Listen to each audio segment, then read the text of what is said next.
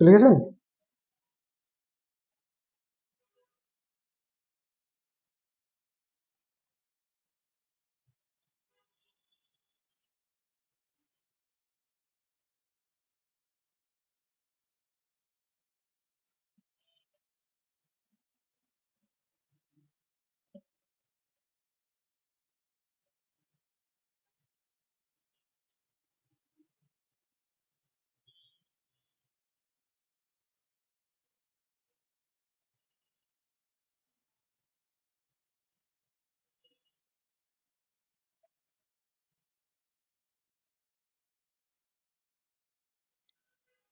Sound শোনা যায়? আসসালামু আলাইকুম রহমতুল্লাহ। তোমরা আহ, যারা যুক্ত হয়েছো সাউন্ড ঠিক আছে কিনা কমেন্ট করে জানাও। যারা যুক্ত হয়েছো সাউন্ড ঠিক আছে কিনা কমেন্ট করে জানাও।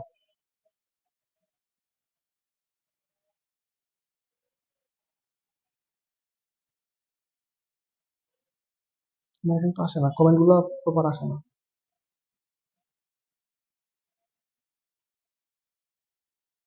ওয়ালাইকুম আসসালাম। আচ্ছা আচ্ছা,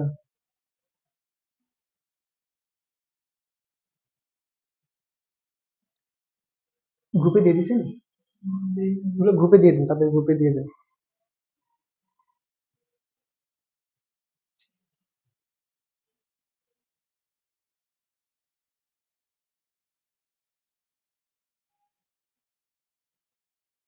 এখন তো প্রপার যে মেসেজ গুলো আসতেছে না। ঠিক আছে, রায়হান হোসেন। ওকে। উম্মে হাবিবা কাজল মাহিবা না? ওয়ালাইকুম আসসালাম। এটা শেয়ার দিয়ে দাও তোমাদের যারা ফ্রেন্ড সার্কেল আছে তোমাদের ফ্রেন্ডদের কাছে, ওটা শেয়ার দিয়ে দাও গ্রুপের। আমাদের কোচিং এর গ্রুপে দিয়ে দেন এটা শেয়ার।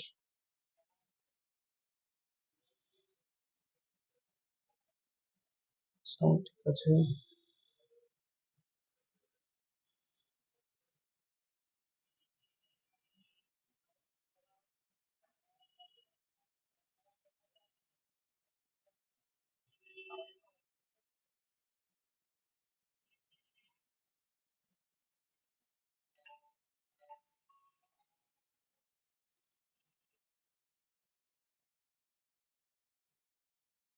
এটা বাজে ৩৯।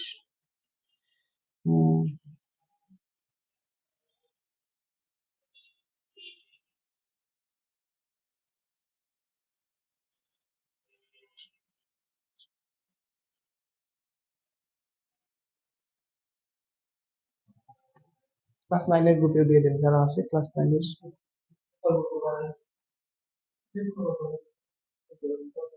তোমরা জানো তোমাদের পরীক্ষা এসএসসি 2025 পরীক্ষার্থী তোমরা যারা আছো, তোমাদের পরীক্ষা যেন ভালো হয়। তোমরা এতদিন এখানে কোচিং করেছো, তারপরে আহ, স্যার প্রত্যেক দিন তোমাদের পরীক্ষার রুটিন অনুযায়ী প্রত্যেক দিন যেদিন যে পরীক্ষা ঠিক তার আগের দিন অথবা সময় করে স্যার তোমাদেরকে ওই সাবজেক্টের উপর একটা একটা করে লাইভ ক্লাস দিচ্ছে। এই শেষ সময়েও তোমরা যেন পরীক্ষায় ভালো একটা ফলাফল করতে পারো, স্যার সেজন্য সর্বোচ্চ চেষ্টা করতেছেন। তো তোমরাও তোমাদের জায়গা থেকে আশা করি সর্বোচ্চ চেষ্টা করতেছো ইনশাল্লাহ। ঠিক তারই ধারাবাহিকতায় তোমাদের কালকে ধর্ম পরীক্ষা।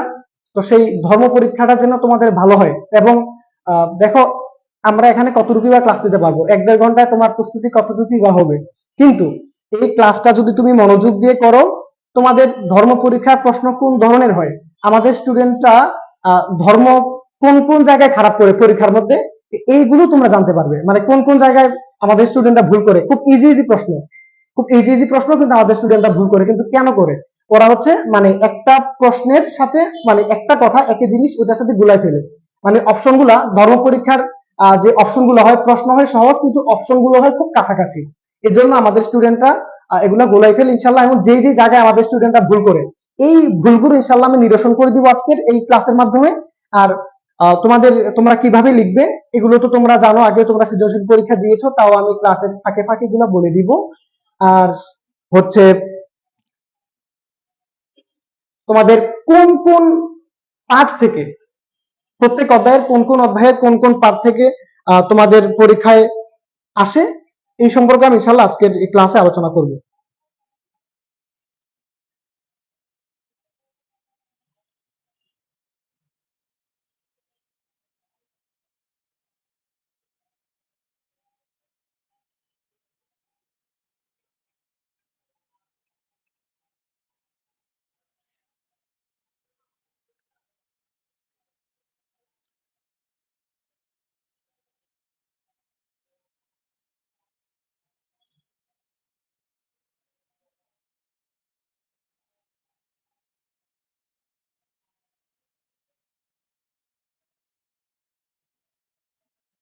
আচ্ছা ঠিক আছে, আমরা আর বেশি সময় নিব না, আমরা একটু পরেই আমরা আমাদের যে মূল আলোচনা সেখানে চলে যাব। তো ক্লাসের মাঝে আমি তোমাদেরকে যখন কোনো প্রশ্ন করব, তোমরা অবশ্যই কমেন্টের মধ্যে এই উত্তরগুলো দিয়ে দিবে। যদি তোমাদের প্রশ্নের উত্তর ভুল হওয়ার সম্ভাবনা থাকে তাও তোমরা উত্তর দিবে। তখন তুমি এই প্রশ্নের উত্তরটা কেন দিলে, কোন কারণে দিলে, আমি এগুলো এই সম্পর্কে আমি মানে তুমি ভুলটা কেন করলে, কারণ এখানে অনেক কিছু আছে সিমিলার। এখন তুমি কোন জায়গায় ভুলটা করছো আমি আমি এইগুলো ইনশাল্লাহ নিরসন করে দিব আজকের এই ক্লাসের মাধ্যমে। তো আজকে আমরা আমাদের এই ক্লাসে হচ্ছে ঢাকা বোর্ডের এমসিকিউর প্রশ্নের সলভ করব ইনশাল্লাহ। বিভিন্ন বোর্ডের, ঢাকা বোর্ডের, তারপর হচ্ছে কুমিল্লা বোর্ডের, চট্টগ্রাম বোর্ডের, এই বিভিন্ন বোর্ডের প্রশ্নগুলো আমরা সমাধান করবো এবং কি বোর্ড পরীক্ষায় প্রশ্নগুলো মানে কিভাবে আসে আমরা ইনশাল্লাহ এই ব্যাপারে আলোচনা করব। দেখো, আমরা চলে যাই, আমরা আমাদের মূল আলোচনার মধ্যে চলে যাই। কে সালাম দিছে? এস এম সারফরাজ স্যার, ওয়ালাইকুম আসসালাম। ঠিক আছে, ওকে, সকলে মনোযোগ দিয়ে ক্লাস করো ইনশাল্লাহ। আমরা আমাদের যে মূল আলোচনায় চলে যাই। দেখো, এখানে ইসলাম ও নৈতিক শিক্ষা ঢাকা বোর্ডের মানে 2023 সালে আর ঢাকা বোর্ডের যে প্রশ্নগুলো আসছে ইসলাম ও নৈতিক শিক্ষায়, সেই ঢাকা বোর্ডের এমসিকিউ গুলো নিয়ে আমরা এখন প্রাথমিক পর্যায়ে আলোচনা করবো ইনশাআল্লাহ।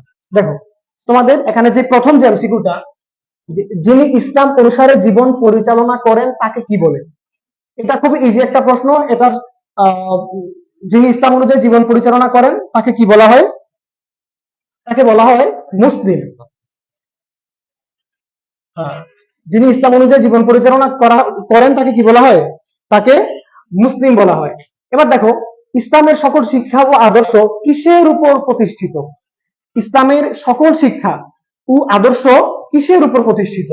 ইসলামের সকল ও শিক্ষা আদর্শ হচ্ছে আপনার তাওহীদের উপর প্রতিষ্ঠিত। তোমরা জানো, আমরা ইমানের যে ইমানের মৌলিক বিষয়ের একদম প্রথম যে বিষয়টা সেটা হচ্ছে তাওহীদ। ইমান মানে কালিমা, নামাজ, রোজা, হজ, যাকাত, এর মধ্যে সর্বপ্রথম যে বিষয়টা সেটা হচ্ছে তাওহীদ মানে আল্লাহ তাআলার একত্ববাদ। তো ইসলামের সকল শিক্ষা এবং সকল কিছু হচ্ছে আল্লাহ তাআলার একত্ববাদ তথা তাওহীদের উপর প্রতিষ্ঠিত। তারপর তিনি শেষ, তিনি প্রথম, তিনি শেষ, তিনি প্রকাশ্য, তিনি গোপন এবং তিনি সর্ববিষয়ে সম্যক অবহিত। এটা কোন সূরার আয়াত? দেখো, আমি যখন এখানে ক্লাস করেছি আমাদের কোচিং এ, তখন আমি আমার স্টুডেন্টদেরকে বলেছি যে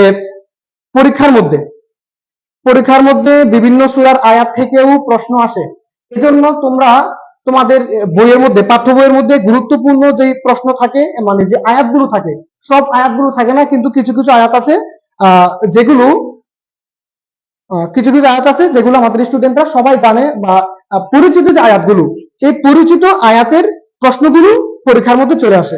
এজন্য আমরা আমাদের পরিচিত আয়াতের যে প্রশ্ন যেগুলো আছে আমরা এগুলো নিয়ে ইনশাআল্লাহ আলোচনা করব। দেখো, তিনি প্রথম, তিনি শেষ। আচ্ছা শোনো, তোমরা যেগুলো পারবে পরীক্ষার মধ্যে, তোমরা যেগুলো পারবে এখানে এমসিকিউ, তোমরা যেগুলো পারবে ওইগুলোর উত্তর আগে আগে দিয়ে দিবে। মানে আমি যখন এমসিকিউটা এখানে পড়বো তখন তোমরা এমসিকিউ নাম্বার এবং সেটার উত্তর কি হবে সেটাও বলে দিবে।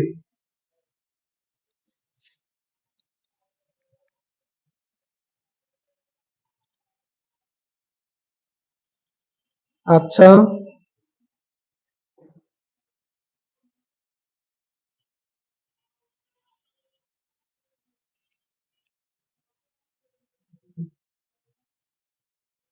কে বলছে ডি? সরফরাজ ডি। তিনের, তিনি প্রথম, তিনি শেষ, তিনি প্রকাশ্য, তিনি গোপন এবং তিনি সর্ববিষয়ে সম্যক অবহিত। এটার উত্তর কি হবে? সরফরাজ বলছে ডি, তিন। শোনো, তিনের উত্তর হবে সূরা মাইদা। হ্যাঁ ডি, ঠিক আছে, ঠিক আছে। তিনি প্রথম, তিনি শেষ, তিনি প্রকাশ্য, তিনি গোপন, এটা হচ্ছে তিনি সম্যক অবহিত মানে আল্লাহ তাআলা আমরা যা কিছু করি সকল বিষয়ে আল্লাহ তাআলা কি সম্যক অবহিত। আচ্ছা, তারপর দেখো, আমরা এখন একটা উদ্দীপক পড়বো। আচ্ছা, উদ্দীপকটি পড়ে 4 নং এবং 5 নং প্রশ্নের উত্তর দিব। আব্দুর রহিম তার বন্ধু আব্দুল করিমকে আসরের সালাতের জন্য ডাকলো, কিন্তু আব্দুল করিম তাকে আপনার অগ্রাহ্য করে খেলায় মগ্ন থাকে। এখানে দেখো দুইটা জিনিস, আব্দুর রহিম তার বন্ধু আব্দুল করিমকে আসরের সালাত এখানে নামাজের জন্য ডেকেছে, কিন্তু আব্দুল করিম তাকে অগ্রাহ্য করে খেলায় মগ্ন থাকে। কে ডেকেছে? আব্দুর রহিম ডেকেছে তার বন্ধু আব্দুল করিমকে। এখন প্রশ্ন, আব্দুল করিম কার বিধান লঙ্ঘন করলো? এটা তোমরা সকলেই জানো যে নামাজ পড়া এটা আল্লাহ তাআলার নির্দেশ, আকিমুস সালাত ওয়া আতুজ যাকাত। এটা কোরআন শরীফের মধ্যে আল্লাহ তাআলা অসংখ্য জায়গায় নামাজ আদায় করার কথা বলেছেন। এজন্য তিনি কি করেছেন? আল্লাহ তাআলার বিধান লঙ্ঘন করেছেন, এটা আমরা সবাই জানি এবং পারি। আচ্ছা,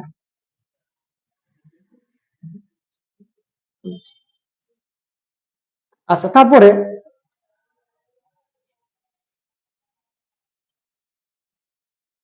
দেখো, আব্দুল করিম তার কাজের ফলে বঞ্চিত হবে। এই যে আব্দুল করিমের কাজটা, তার তার আব্দুর রহিম এবং আব্দুল করিম দুই বন্ধু সালাতের জন্য ডাকলো, কিন্তু আব্দুল করিম তাকে অগ্রাহ্য করে খেলায় মগ্ন। কে অগ্রাহ্য করলো? আব্দুল করিম অগ্রাহ্য করলো। এই যে আব্দুল করিমের এই অগ্রাহ্য করাটা, এটার ফলে আব্দুল করিম কিসের থেকে বঞ্চিত হবে? আব্দুল করিম কিসের থেকে বঞ্চিত হবে? দেখো, এটা উত্তর হচ্ছে, এখানে অপশনগুলো কি কি দিয়েছে। আল্লাহর ঐক্যতা লাভ থেকে, ইমানকে মজবুত করা থেকে, আত্মাকে পরিশুদ্ধ করা থেকে। এখানে আল্লাহর ঐক্যতা লাভ করা থেকে সে বঞ্চিত হবে, ইমানকে মজবুত করা থেকে। তোমরা জানো ইবাদতের মধ্যে মানুষের কি হয়? ইমান মজবুত হয়। তো ইবাদত থেকে যখন কোনো মানুষ গাফেল হয়ে যায়, তখন তার কি হয়? হৃদয় এটা কুলুষিত হয়ে যায়। তার মানে এখানে সে ইমানকে মজবুত করা থেকে দূরে থাকলো, আর আত্মাকে পরিশুদ্ধ। ইবাদতের মাধ্যমে মানুষ কি করে? তার আত্মাকে পরিশুদ্ধি করে। এখানে উত্তর হবে কি? ঘ। আচ্ছা, ঠিক আছে। এখন দেখো,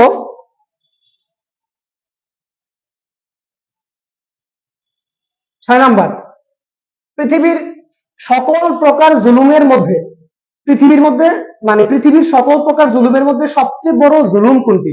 তোমরা জানো, দেখো তোমাদের পরীক্ষায় তাওহীদ থেকে, তারপরে হচ্ছে রিসালাত থেকে, বিশেষ করে প্রথম অধ্যায়ের তাওহীদ থেকে প্রশ্ন আসে অনেক, রিসালাত থেকে প্রশ্ন আসে, তারপর হচ্ছে আখিরাতের যে স্তর, এইগুলো থেকে প্রশ্ন আসে, তারপর হচ্ছে কুফর থেকে অনেক প্রশ্ন আসে প্রত্যেক বছর, প্রত্যেক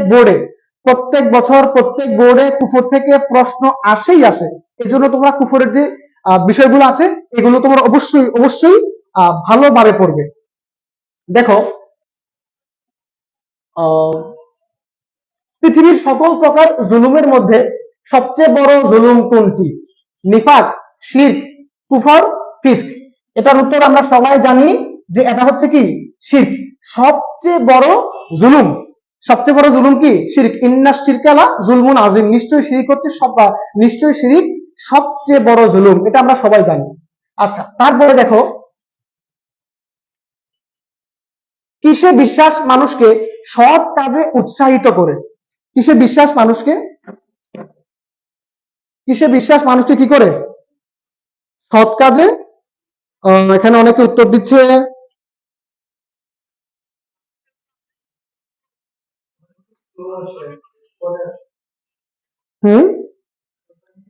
জেরিন তাসনিম বলছে 5 এর ডি। আচ্ছা, হ্যাঁ, 5 এর ডি। এখন দেখো, কিসের বিশ্বাস মানুষকে সৎ কাজে উৎসাহিত করে? তাওহীদে, তাকদীরে, আখিরাতে। এটার উত্তর কি হবে? 7 এর উত্তর কি হবে? দেখি তো, কি আগে বলতে পারো?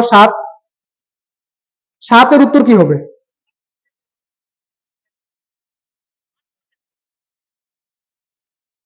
7 এর উত্তর সি। ইয়েস, ধন্যবাদ। কে বলছে এটা? হ্যাঁ, 7 এর উত্তর হবে সি। এই দাগগুলো পড়ে যায়, তাই না? আচ্ছা, এগুলো আমি করে দিচ্ছি। 7 এর উত্তর হবে কি?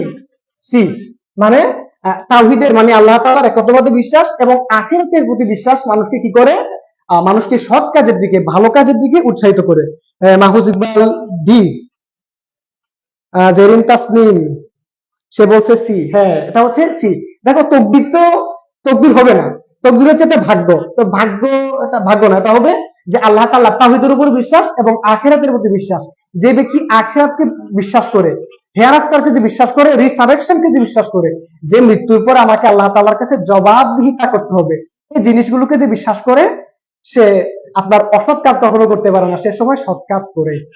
আচ্ছা, তারপরে দেখো আমরা তারপরে এমসিকিউ কি আছে, এই যে এই একটা প্রশ্ন, খুবই গুরুত্বপূর্ণ প্রশ্ন, এই যে এটা খুবই গুরুত্বপূর্ণ প্রশ্ন। আমাদের স্টুডেন্টরা কোথায় ভুল করে দেখো, মুসলিম মনীষীগণ শরীয়তের বিষয়বস্তুকে প্রধানত কয়টি ভাগে ভাগ করেছেন? এটার উত্তর দাও তো দেখি, এটার উত্তর দাও। মাহফুজ ইকবাল, ভুলে ভুলে। আচ্ছা ঠিক আছে, সমস্যা নেই।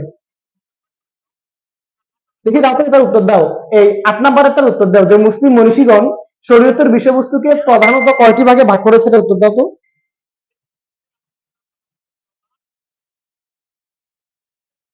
আতের উত্তর কি হবে?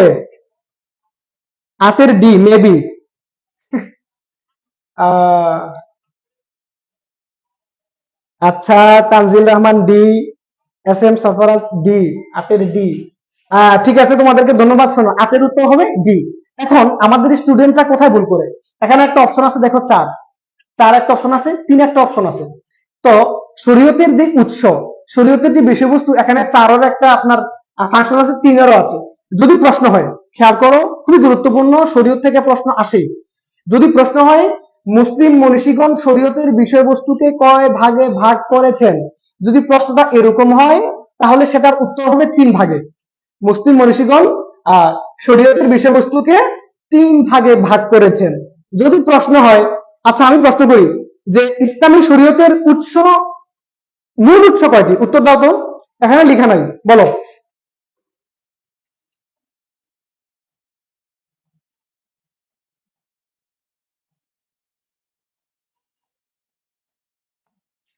বলো, ইসলামী শরীয়তের মূল উৎস কয়টি, বলো তো দেখি।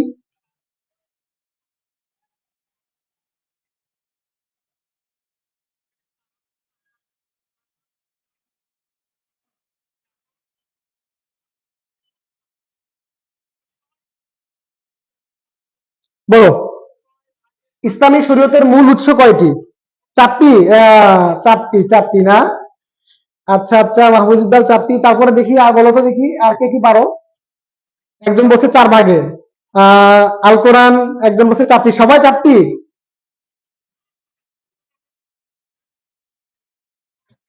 হ্যাঁ, আমি জানতাম তোমরা এই ভুলটা করবে, আমি বললাম না আমাদের স্টুডেন্টরা কোথায় ভুল করে, এটা আমি জানি। স্টুডেন্টরা কোথায় ভুল করে, শোনো। যদি প্রশ্ন করে মূল উৎস কয়টি, ইসলামী শরীয়তের মূল উৎস কয়টি, তখন উত্তর হবে দুইটি, বুঝছো? হ্যাঁ, যদি বলে মূল উৎস কয়টি, তখন হবে দুইটি, কোরআন এবং সুন্নাহ, কোরআন এবং সুন্নাহ। আর যদি স্বাভাবিকভাবে প্রশ্ন করে যে ইসলামী শরীয়তের উৎস কয়টি, খুব খেয়াল, যদি বলে ইসলামী শরীয়তের মূল উৎস কয়টি, তখন উত্তর হবে দুইটি, কোরআন এবং সুন্নাহ। আর যদি প্রশ্ন করে ইসলামী শরীয়তের উৎস কয়টি, তখন হবে চারটি, কোরআন, সুন্নাহ, ইজমা, কিয়াস। হ্যাঁ, এই যে তানজিল রহমান, দুইটি, ঠিক আছে। হ্যাঁ, যদি মূল উৎস বলে তাহলে দুইটি, আর যদি বলে উৎস কয়টি, তখন হবে চারটি। ধন্যবাদ। আচ্ছা, শোনো, শরীয়ত থেকে প্রশ্ন হয়, তোমরা আমি এখানে ওগুলা অবশ্যই বাসায় করে নিবে। তারপরে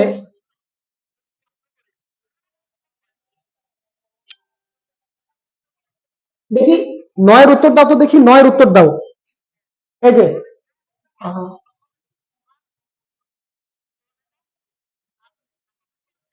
নয় উত্তর দাও। সর্বপ্রথম কোরআন সংকলনের উদ্যোগ গ্রহণ করেন কে? শোনো, কোরআন সংকলন, কোরআন সংকলন থেকে অনেক প্রশ্ন আছে, প্রত্যেক বছর, প্রত্যেক বছর, প্রত্যেক বোর্ডে, প্রত্যেক বছর, প্রত্যেক বোর্ডে কোরআন সংকলন থেকে প্রশ্ন আসেই আসে। তোমরা অবশ্যই অবশ্যই কোরআন সংকলনটা বাসায় পড়ে নিবে। আর এই ক্লাস শেষে কোন কোন আপনার থেকে প্রশ্ন আসে, আমি এটা বলবো, দেখি বলো তো, এটার উত্তর কি? একজন বলছে বি, এটা কে? নয়ের বি, কে বলছো? এস এম সরফরাজ বি না? তানজিল রহমান বি। উদ্বেগ গ্রহণ কে করেন?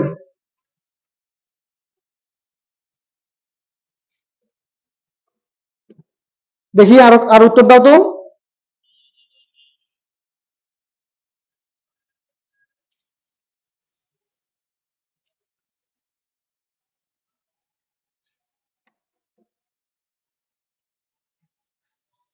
আচ্ছা, হজরতে দেখো, এখানে উত্তর দেওয়া আছে যে হযরতে ওমর রাদিয়াল্লাহু তাআলা আনহু। তোমাদের এখানে হযরত উসমান, হযরত আবু বকর, হযরত যায়েদ বিন সাবিত আর হচ্ছে হযরত ওমর রাদিয়াল্লাহু তাআলা আনহু। দেখো এখানে এই যে চারটা নাম দেওয়া আছে, কোরআন সংকলনের সাথে এই চারটা নাম খুবই জড়িত। কোরআন সংকলনের সাথে এই চারটা নাম একদম অঙ্গাঅঙ্গি ভাবে জড়িত। শোনো, এটার উত্তর হবে হযরতে আবু বকর সিদ্দিক রাদিয়াল্লাহু তাআলা আনহু। কিন্তু যদি বলে তোমরা কোরআন সংকলন এটা, আচ্ছা কোরআন সংকলন সম্পর্কে তোমরা অবশ্যই বিস্তারিত পড়বে রাসূল সাল্লাল্লাহু আলাইহি ওয়া আলিহি ওয়াসাল্লাম। দেখো কোরআন সংকলন থেকে আমি তোমাদেরকে একটু বলে দিই। শোনো, রাসূল সাল্লাল্লাহু আলাইহি ওয়া আলিহি ওয়াসাল্লাম যখন দুনিয়া থেকে পর্দা করলেন, তখন তো সাহাবায়ে কেরাম তো তখন আমরা যেরকম ভাবে খাতায় কলমে লিখি ওরকম ভাবে খাতা কলম ছিল না। তো তখন কি করতেন সাহাবায়ে কেরাম, কেউ মুখস্থ করতেন, কেউ বাকলে লিখতেন, এরকম ভাবে বিভিন্ন জায়গায় আপনার কোরআন শরীফ লিখে রাখতেন। তো চার ভাবে কোরআন শরীফ হচ্ছে আপনার সংরক্ষণ করা হইতো। তো রাসূল সাল্লাল্লাহু আলাইহি সাল্লাম যখন দুনিয়া থেকে পর্দা করলেন, তো তখন হযরত আবু বকর রাদিয়াল্লাহু তাআলা আনহু যখন খেলাফতে আসলেন, তখন একজন ভণ্ড নবীর আবির্ভাব হলো, যার নাম হলো মুসাইলামাতুল কাজ্জাব। সে মুসাইলামাতুল কাজ্জাব ভণ্ড নবীর আবির্ভাবের পরে হযরত আবু বকর সিদ্দিক রাদিয়াল্লাহু তাআলা আনহু এই ভণ্ড নবীকে আপনার প্রতিহত করার জন্য একটি যুদ্ধ করেছিলেন, যে যুদ্ধের নাম হচ্ছে ইয়ামামার যুদ্ধ। সেই ইয়ামামার যুদ্ধে অসংখ্য আপনার সাহাবে কেরাম, হাফেজ সাহাবে কেরাম যারা কোরআন শরীফ মুখস্থ জানতেন, এরকম ভাবে অসংখ্য সাহাবে কেরাম দুনিয়া থেকে আপনার পর্দা গ্রহণ করেন, ওনারা ওই যুদ্ধে মারা যায়। তখন হযরত উমর রাদিয়াল্লাহু তাআলা আনহু উনি চিন্তা করলেন যে এখন যে অসংখ্য সাহাবে কেরাম মারা গেলেন, এখন এরকম ভাবে যদি সাহাবে কেরামরা বিভিন্ন যুদ্ধে মারা যেতে থাকেন, তো তাদের সিনাতে কোরআন শরীফ মুখস্থ আছে। তো যাদের সিনায় কোরআন শরীফ মুখস্থ আছে আর ওরা যদি মারা যায়, তো পরবর্তীতে ওই আয়াতগুলো, ওনারা যে আয়াতগুলো মুখস্থ করেছে সেই আয়াতগুলো তো আর রিকভারি করা যাবে না। তখন হযরত আবু বকর সিদ্দিক হযরতে ওমর রাদিয়াল্লাহু তাআলা আনহু যখন এই জিনিসটাকে উপলব্ধি করলেন, কি উপলব্ধি করলেন? পরামর্শ কে দিলেন? পরীক্ষা যদি আসে যে কোরআন সংকলনের জন্য সর্বপ্রথম পরামর্শ কে দেন? শোনো, সর্বপ্রথম পরামর্শ কে দেন যদি প্রশ্নে আসে কোরআন সংকলনের জন্য সর্বপ্রথম পরামর্শ কে দেন, সেটা হচ্ছে হযরতে ওমর রাদিয়াল্লাহু তাআলা আনহু পরামর্শ দেন। কাকে পরামর্শ দেন? হযরতে আবু বকর সিদ্দিক রাদিয়াল্লাহু তাআলা আনহুকে কোরআন সংকলনের পরামর্শ দেন। তো যখন পরামর্শ দেওয়া হলো, পরামর্শ দেওয়ার পরে হযরত আবু বকর সিদ্দিক রাদিয়াল্লাহু তাআলা আনহু কি করেন? সর্বপ্রথম এই কোরআনকে সংকলন করার জন্য তিনি উদ্যোগ গ্রহণ করেন, এবং কি সর্বপ্রধান যিনি কাতিবে ওহী হযরতে যায়েদ বিন সাবিত রাদিয়াল্লাহু তাআলা আনহু, হযরতে যায়েদ বিন সাবিত রাদিয়াল্লাহু তাআলা আনহুর মাধ্যমে কোরআন সংকলনের একটি আপনার ব্যবস্থা কি করেন? তিনি গ্রহণ করেন। এই কোরআন সংকলনের যে একটা বিষয়, এটা তোমরা মনে রাখবে। পরবর্তীতে এটা বিভিন্ন ভাবে পান্ডুলিপি আকারে লেখা হয়। হযরত ওসমান রাদিয়াল্লাহু তাআলা আনহুর পিরিয়ডে যখন তিনি হযরত ওসমান রাদিয়াল্লাহু তাআলা আনহু যখন মারা যায়, তখন এটা হযরত হাফসা রাদিয়াল্লাহু তাআলা আনহার কাছে ছিল। এই কোরআন সংকলনটা তোমরা তোমাদের পাঠ্য বই থেকে আরো ভালো করে পড়ে নিবে, কারণ কোরআন সংকলন থেকে প্রত্যেক বছর প্রত্যেকটা বোর্ডে একটা না একটা এমসিকিউ থাকেই। আচ্ছা, এই যে আমি বলে দিয়েছি, দেখো এখানে দুইটা প্রশ্ন চলে আসছে যে কোন যুদ্ধে বহু সংখ্যক কোরআনের হাফেজ সাহাবী শাহাদাত বরণ করেন? কোন যুদ্ধে? ইয়ামামার যুদ্ধে। আমি একটু আগে বলছি।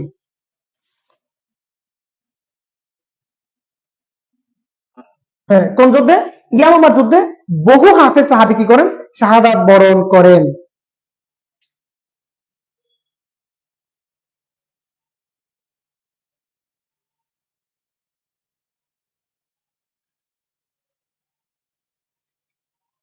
আচ্ছা ঠিক আছে, তারপরে দেখো আমরা নেক্সট চলে যাই। তো আমরা একটা উদ্দীপক করি এখানে। তামজিদ সাহেব নিজেকে আল্লাহর সন্তুষ্টি লাভ ও নৈতিক মানবিক গুণাবলীতে উদ্ভাসিত করতে চান। তিনি অন্তরকেও আপনার পরিশুদ্ধ করতে চান। কে? তামজিদ সাহেব নিজেকে আল্লাহর সন্তুষ্টি লাভ, নৈতিক নৈতিক ও মানবিক গুণাবলীতে উদ্ভাসিত করতে চান। তিনি অন্তরকেও পরিশুদ্ধ করতে চান। এখন এই যে তামজিদ সাহেবের উদ্দেশ্য পূরণের জন্য কোন গ্রন্থ পাঠ করতে হবে? এটা খুব ইজি প্রশ্ন, এটা নিয়ে সময় নষ্ট করার কোনো দরকার নাই, এটা তোমরা সবাই পারবে। সেটা হচ্ছে আল কোরআন। তারপরে এর ফলে তামজিদ সাহেব লাভ করবে সম্মান ও মর্যাদা, ধন ও সম্পদ, দুনিয়া ও আখিরাতে সফলতা। এটা কি হবে? এটা তো তোমরা সবাই পারবে। দেখো আমাদের স্টুডেন্টরা অনুধাবনমূলক প্রশ্নে অনেক ভুল করে। তোমাদের অনুধাবনের, তোমাদের অনুধাবন করার মাত্রা, অনুধাবন করার শক্তি আরো বাড়াতে হবে।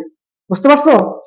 এই যে ফলে এর ফলে তামজিদ সাহেব লাভ করবেন সম্মান ও মর্যাদা, ধন ও সম্পদ, দুনিয়া ও আখিরাতে সফলতা। এটা তোমরা সবাই জানো। এটার উত্তর হবে খ।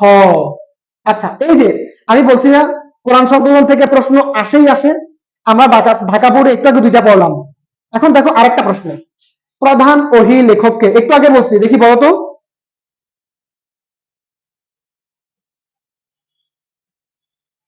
দেখি বলো তো, এই ইয়াটা বলো, 13টা বলো। প্রধান ওহী লেখক কে ছিল? প্রধান ওহী লেখক কে ছিল?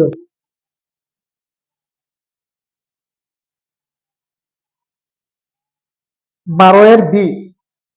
হ্যাঁ। আচ্ছা 13 নম্বরটা দেখো তো, 13 ডি। 13, হ্যাঁ, 13 ডি কে বলছে? তানজিল রহমান। ইয়েস, 13 হচ্ছে ডি, জায়েদ বিন সাবিত রাদিয়াল্লাহু তাআলা আনহু। উনি হচ্ছেন কি আপনার একদম প্রধান ওহী লেখক। ওকে। আচ্ছা,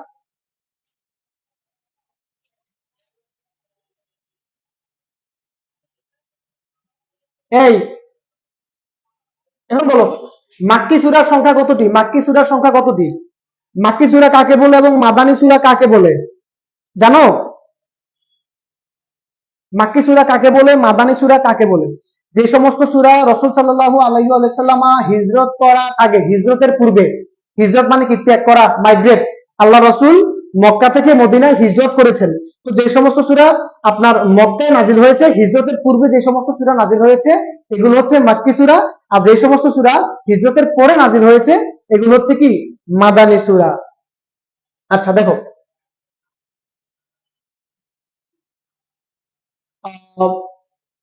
হযরত ওমর রাদিয়াল্লাহু তাআলা আনহু, এই যে মক্কি সূরার সংখ্যা কতটি বলো? মক্কি সূরার সংখ্যা কতটি? 14 সি। হ্যাঁ, কে বলছে? জেরিন তাসনিম। হ্যাঁ হ্যাঁ, মক্কি সূরার সংখ্যা হচ্ছে 86টি। তোমরা জানো মক্কি সূরার সংখ্যা 86টি, আর মাদানী সূরার সংখ্যা হচ্ছে 28টি। মক্কি সূরার সংখ্যা 86টি, আর মাদানী সূরার সংখ্যা 28টি। তারপরে হযরত ওমর রাদিয়াল্লাহু তাআলা আনহু ছিলেন প্রজাবৎসল, ন্যায়পরায়ণ, স্বার্থপর। দেখি 15 নম্বর অ্যান্সার করো তো। 15, 15 কি বলছো? হ্যাঁ ঠিক আছে, 15 হচ্ছে এই যে এ।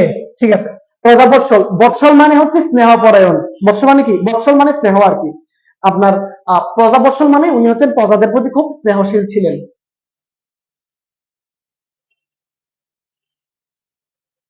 তারপরে জিন ও মানব জাতিকে আমি আমার ইবাদতের জন্য সৃষ্টি করেছি, এটা কোন সূরার আয়াত বলো তো দেখি?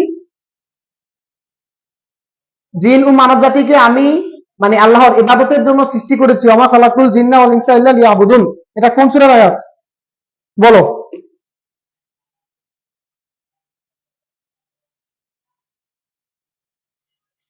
16 নম্বর একটা বলো তো।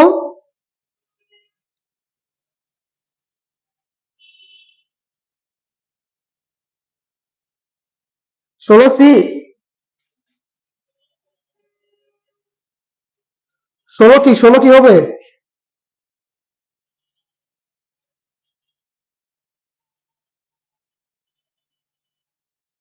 কি কি বলতেছো দেখি? একজন বলছে সি। 17 সি। আচ্ছা 17টা আমরা পড়ে যাই, আগে 16টা শেষ করি, দেখি তো তোমরা আয়াতগুলো কি করেছো।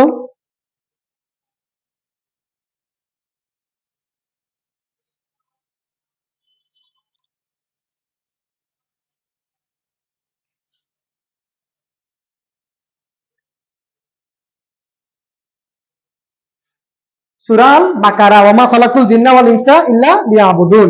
হ্যাঁ। আচ্ছা এখন দেখো, ঠিক আছে।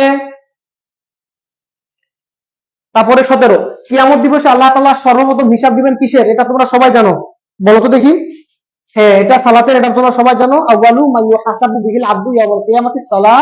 কিয়ামতের দিবস, কিয়ামতের দিন আল্লাহ তাআলা সর্বপ্রথম কি করবেন? নামাজের সওয়াব নেবেন, হিসাব নেবেন। এটা তোমরা সকলে জানো। আচ্ছা তারপরে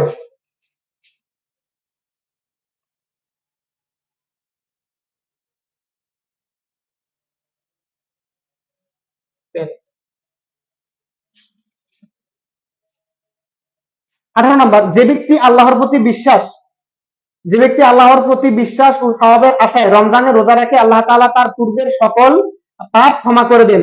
এটা এটা এটা এটা কোন কোন কিতাবে আছে হাদিসের? 18 নম্বর,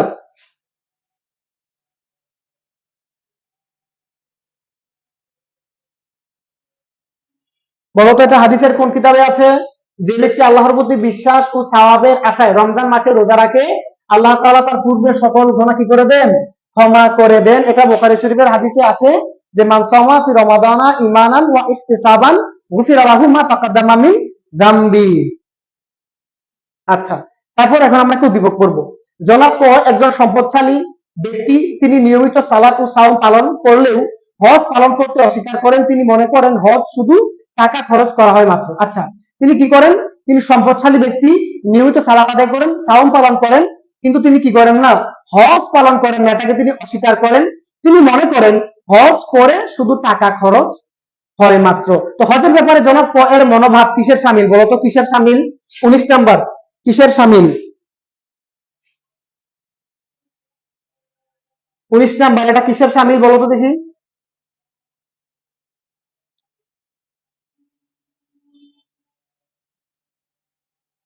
নিফাকি কেন হবে?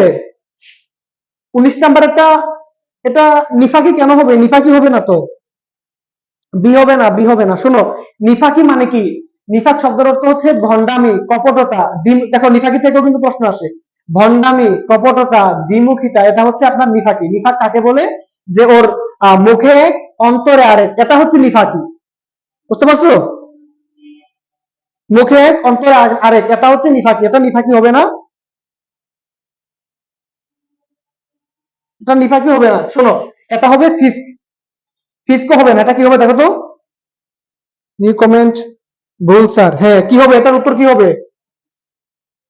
এটার উত্তর হবে কুফর। এই যে হজের ব্যাপারে জনাব কয়ের মনোভাব কিসের সামিল? কুফরের সামিল। উনি কি করেছেন? এটাকে অস্বীকার করেছেন। তো ইসলামের কোন বিষয়কে অস্বীকার করা কিসের সামিল? কুফরের সামিল।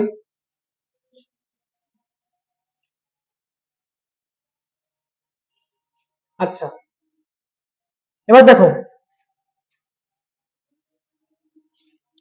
হজ পালন না করার কারণে জনাব ক বঞ্চিত হচ্ছেন মুসলিম ভ্রাতৃত্ব প্রতিষ্ঠাবোধ থেকে, ফরজ বিধান পালন করা থেকে, অপচয় করা থেকে। এটার উত্তর কি হবে?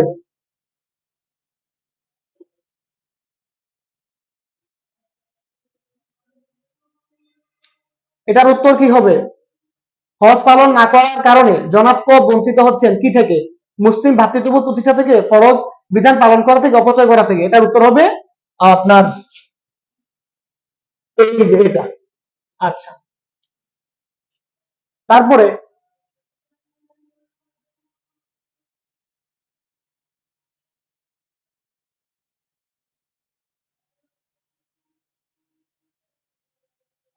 এবার আসো তো, এই হজের ফরজ কয়টি? হজের ফরজ কয়টি?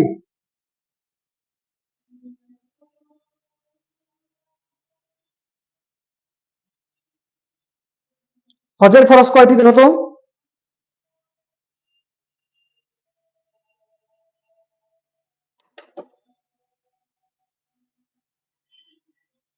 তোমার হজের ফরজ হচ্ছে 3টি। আচ্ছা, আমরা এখন আর বেশি সময় নিব না, আমরা খুব তাড়াতাড়ি এগুলো শেষ করে ফেলবো। আমাদের আরো অনেক আছে। হজের ফরজ হচ্ছে কয়টি? 3টি। মানব জীবনের মৌলিক গুণ ও জীবনের শ্রেষ্ঠ সম্পদ হলো, এটা কি দেখো তো? মানব জীবনের মৌলিক গুণ ও জীবনের শ্রেষ্ঠ সম্পদ কি? মৌলিক গুণ, যেটা না থাকলেই নয়, মৌলিক গুণ এবং জীবনের শ্রেষ্ঠ সম্পদ কি?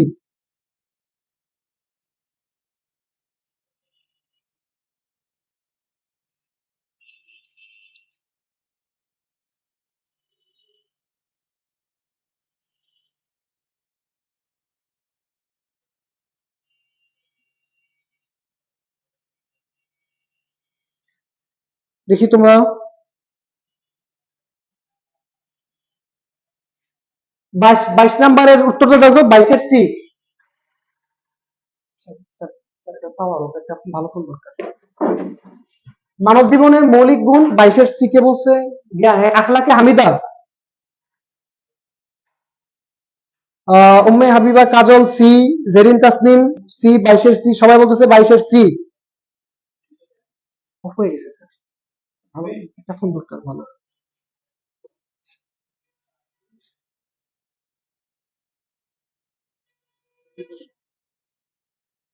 হ্যাঁ, আসে না স্যার ঠিক মতো।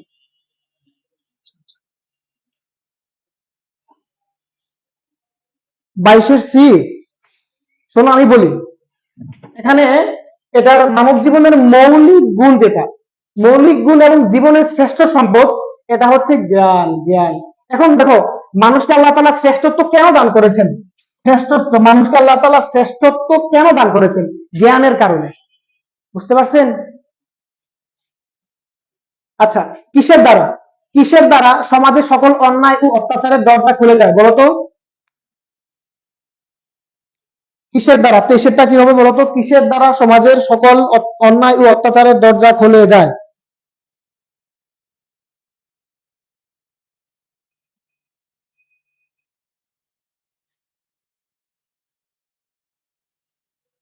হিংসা, গীবত, প্রতারণা, ফিতনা, ফাসাদ। কি হবে এটা?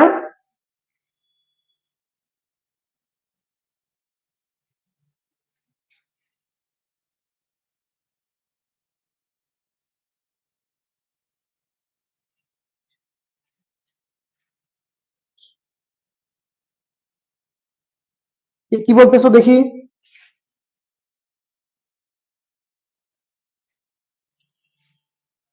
কিসের দ্বারা, কিসের দ্বারা সমাজের সকল অন্যায় অত্যাচারের দরজা খুলে যায়?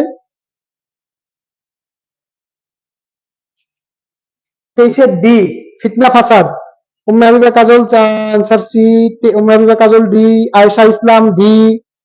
আচ্ছা, 23-এর এ, হিংসা। আচ্ছা, 23 কি হবে বলতো দেখি? 23,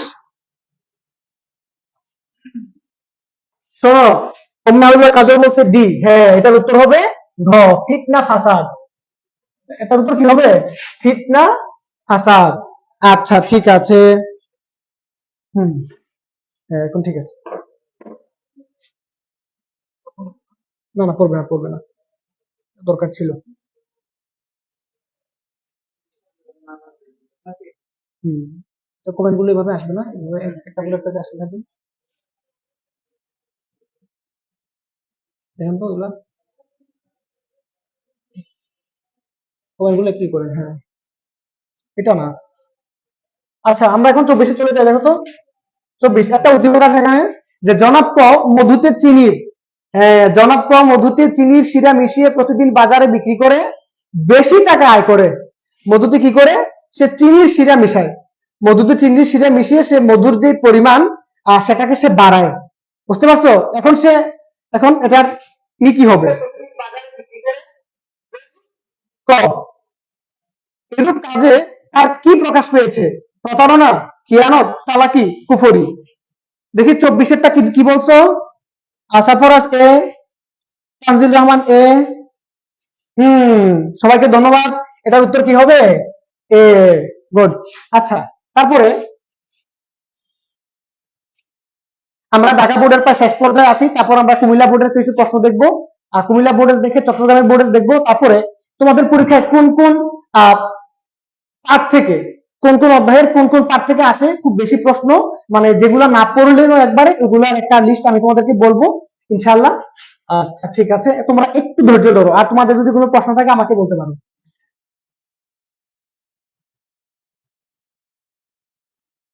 আচ্ছা, এই যে সে কি করে, আপনার মধুতে চিনির শিরা মিশায়, মধুতে চিনি শিরা মিশিয়ে সে মধুর পরিমাণ বৃদ্ধি করে, মানে ভেজাল ভেজাল করে আর কি। তো সে কি, এটা কি, এটা কিসের সামিল? এটা হচ্ছে প্রতারণার সামিল।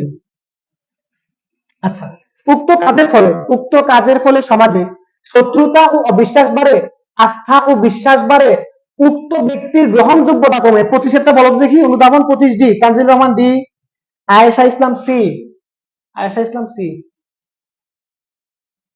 এই কে বল? জেরিন তাসনিম ডি, হ্যাঁ এটা উত্তর হবে ডি। উত্তর কি হবে? D, D. এর প্রতি শত্রুতা ও অবিশ্বাস বাড়ে, উক্ত ব্যক্তির গ্রহণযোগ্যতা কমে, কারণ মানুষ যখন জেনে যাবে সে প্রতারক, সে হচ্ছে মধুর শিরার সাথে, সরি, সে মধুর সাথে চিনি শিরা মিশায়, এটা যখন মানুষ জেনে যাবে তখন প্রতারক এর থেকে মধু কিনা যাবে না, তাই না? অবিশ্বাস করবে আর কি। এই যে শত্রুতাও অবিশ্বাস বাড়ে, আর হচ্ছে কি ওটা গ্রহণযোগ্যতা কমে যায়, মানুষ তার থেকে এই মধু কিনতে যাবে না, এই মধুতে ভেজাল করে। আচ্ছা, হযরত খাদিজা রাদিয়াল্লাহু তাআলা আনহা ব্যবসা পরিচালনার ক্ষেত্রে হযরত মুহাম্মদ সাল্লাল্লাহু আলাইহি ওয়া সাল্লামের গুণাবলী পর্যবেক্ষণ করার দায়িত্ব কাকে দিয়েছেন? 26 এর উত্তর দাও তো, 26 সি। হ্যাঁ, তানজির রহমান, এটা হচ্ছে কি মাইসারা। আচ্ছা, মহানবী সাল্লাল্লাহু, এই যে বিদায় হজ, মহানবী সাল্লাল্লাহু আলাইহি ওয়া সাল্লামের বিদায় হজের ভাষণে প্রধান উক্তি কয়টি বলো তো দেখি? 27 এ, গুড বয়, 27 এ। 26 সি, 26 সি কাজল, 26 সি ইফাজ উদ্দিন, ইফাজ 26 সি, হ্যাঁ 26 সি মাইসারা। Thank you. আচ্ছা, 27 12 হযরত আবু বকর রাদিয়াল্লাহু, এই যে দেখো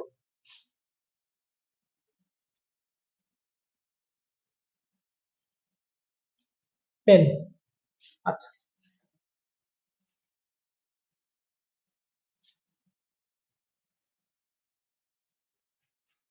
হ্যাঁ, হযরত আবু বকর রাদিয়াল্লাহু তাআলা আনহু বর্তমান যুগের প্রশাসকদের জন্য অনুসরণীয় আদর্শ কারণ। 27 কি বলছো? 27, হ্যাঁ 27 তো 12 ঠিক আছে। 28 বলো তো দেখি, 28 কি হবে?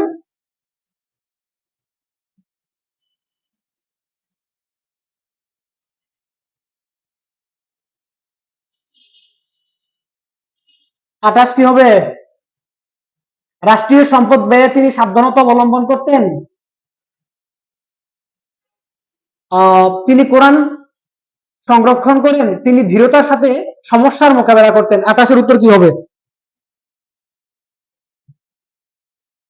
কে কি বলছো দেখি? 28 এর বি, তাসনিম, জেরিন তাসনিম বলছে 28 এর বি। আর কে কি বলছো?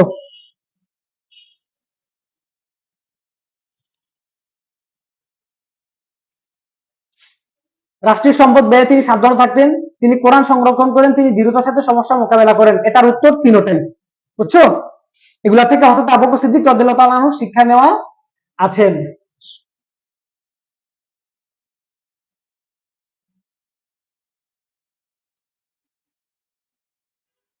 28 ঢাকা বোর্ডের। হুম,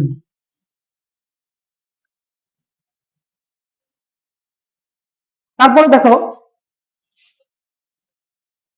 তারপরে আল কানুন ফিত্তিব বইটির চিকিৎসা শাস্ত্রের, বইটিকে চিকিৎসা শাস্ত্রের বাইবেল বলেন কে? দেখো তো, আল কানুন ফিত্তিব, এটা তোমাদের মেন বইয়ের অনুশীলনের মধ্যে খুব সম্ভবত আছে, খুব সম্ভবত, আমার সঠিক নাই, খুব সম্ভবত আছে।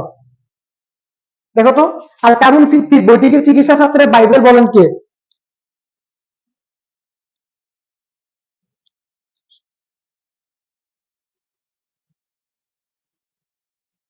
কে বলছো? 29টা কি বলছো তোমরা? 29, 29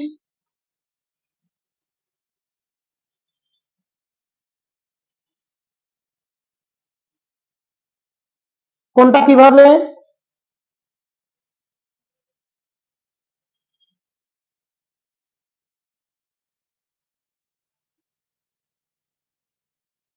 আটাশ। ও আচ্ছা, ও হযরত আবু বকর রাদিয়াল্লাহু তাআলা আনহু বর্তমান যুগের প্রশাসকদের জন্য অনুকরণীয় কি? রাষ্ট্রীয় সম্পদ, এই যে এই দুইটা, রাষ্ট্রীয় সম্পদ আর হচ্ছে দৃঢ়তার সাথে। যেহেতু এখন কোরআন নাজিল হয় না, সেহেতু কোরআন সংরক্ষণেরও কোনো কিছু নাই, বুঝতে পারছো? যেহেতু কোরআন দেখো, যেহেতু এখন কোরআন নাজিল হয় না, কোরআন কি এখন নাজিল হয়? যেহেতু কোরআন নাজিল হয় না, সেহেতু এখানে কোরআন মানে সংকলনেরও কোনো কিছু নাই। ওনারা কি করবেন? আপনার কি করবেন? দৃঢ়তার সাথে সমস্যার মোকাবিলা করবেন এবং সম্পদ ব্যয়ে সাবধানতা, মানে রাষ্ট্রীয় যে সম্পদ যেগুলো আছে এগুলোর ক্ষেত্রে কি করবেন? সাবধানতা করবেন। আচ্ছা, জেরিন তাসনিম কি বলছে? 29 বি। হ্যাঁ, গুড। 29 হচ্ছে বি, ডক্টর উসলার।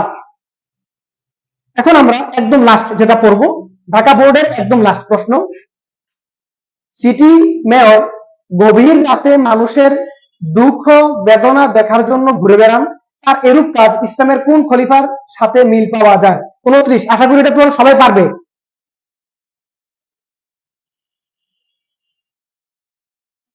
দেখো তো, 30 এরটা কি? 30, 30 সিটি মেয়র গভীর রাতে মানুষের দুঃখ বেদনা দেখার জন্য ঘুরে বেড়ান, এরূপ কাজ ইসলামের কোন খলিফার কাজের সাথে মিল পাওয়া যায়? আবু বকর রাদিয়াল্লাহু তাআলা আনহু, উমর রাদিয়াল্লাহু তাআলা আনহু, ওসমান রাদিয়াল্লাহু তাআলা আনহু, হযরত মুয়াবিয়া রাদিয়াল্লাহু তাআলা আনহু। 30 বি, তানজিল রহমান 30 বি। হ্যাঁ, এটা হচ্ছে হযরতে ওমর রাদিয়াল্লাহু তাআলা আনহুর কাজের সাথে মিল পাওয়া, যা তোমরা জানো যে হযরত ওমর রাদিয়াল্লাহু তাআলা আনহু তিনি রাতে ঘুরে ঘুরে দেখতেন যে মানে কার কার ঘরের মধ্যে খাবার নাই, কার ঘরে কি সমস্যা আছে, উনি ঘুরে ঘুরে দেখতেন। এমনও হতো তিনি নিজে যে খাবারের যে বোঝা সেটা মাথায় বহন করে মানুষের বাড়িতে নিয়ে যে পৌঁছে দিতেন। আচ্ছা,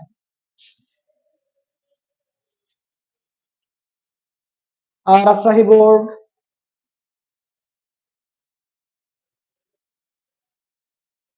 যশোর, কুমিল্লা বোর্ড। আচ্ছা দেখো, আমরা কুমিল্লা বোর্ডের প্রশ্ন একটু করি। আমরা জানি যে যত বোর্ড আছে কুমিল্লা বোর্ডের প্রশ্নগুলো একটু হার্ড হয় অন্যান্য বোর্ডের তুলনায়, এটা তোমরা সবাই জানো। দেখি আমরা কুমিল্লা বোর্ডের প্রশ্নটাই করে, আমরা সময় তো অল্প, দেখি কুমিল্লা বোর্ড। আচ্ছা, এই যে হযরত যায়েদ বিন সাবিত রাদিয়াল্লাহু তাআলা আনহু কোরআন সংকলনের ক্ষেত্রে কয়টি পন্থা বিশেষভাবে অবলম্বন করেন? হ্যাঁ, 30 খ তো ঠিক আছে, হযরত ওসমান রাদিয়াল্লাহু তাআলা আনহু। এখন আমরা এখান থেকে চলে আসছি অনেক আগেই। আমরা এখন কুমিল্লা বোর্ডের প্রশ্ন সলভ করবো। দেখে যাক, দেখো তো। হযরত যায়েদ ইবনে সাবিত রাদিয়াল্লাহু তাআলা আনহু কোরআন সংকলনের ক্ষেত্রে কয়টি পন্থা বিশেষভাবে অবলম্বন করেন? তানজিল রহমান একের বি, একের একের বি। আচ্ছা, নিম্নে কোন চিকিৎসা বিজ্ঞানী মাত্র 10 বছর বয়সে পবিত্র কোরআন সম্পূর্ণ মুখস্থ করেছিলেন? নিম্নে কোন চিকিৎসা বিজ্ঞানী মাত্র 10 বছর বয়সে পবিত্র কোরআন সম্পূর্ণ মুখস্থ করেছিলেন? বলো, দুইটা কি হবে? দুই দুই।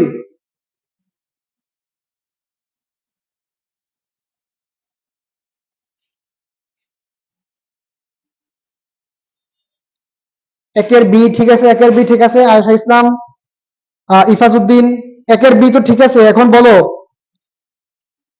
দুই কোন চিকিৎসা বিজ্ঞানী?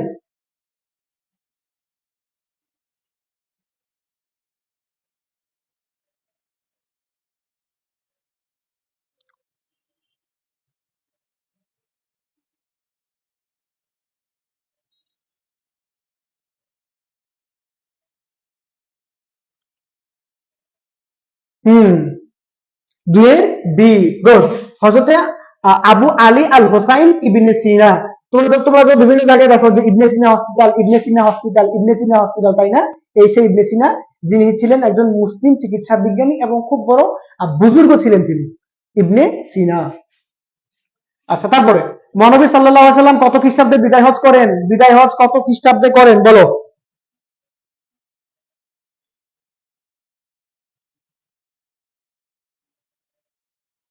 এটা তোমরা সবাই জানো, 632 খ্রিস্টাব্দে। তারপরে হযরতে ওমর রাদিয়াল্লাহু তাআলা আনহু, হযরতে ওমর রাদিয়াল্লাহু তাআলা আনহু সেনাবাহিনীকে সুশৃঙ্খল করার জন্য কত মাস পর পর বাধ্যতামূলক ছুটির ব্যবস্থা করতেন? হযরত ওমর রাদিয়াল্লাহু তাআলা আনহু সেনাবাহিনীকে সুশৃঙ্খল করার জন্য কত মাস পর পর বাধ্যতামূলক ছুটির ব্যবস্থা করতেন?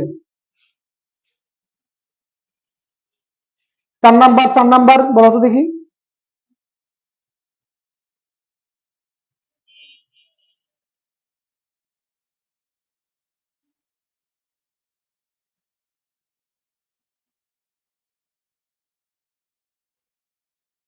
হুম, এই তো তানজিল রহমান। আরেকটা কত চায় না সবকিছু লেখা, আসলে কি লিখছে? 4 এ, তানজিল রহমান সেও এ, ঠিক আছে। হ্যাঁ, কত মাস? 4 মাস পর পর। ঠিক আছে, ধন্যবাদ।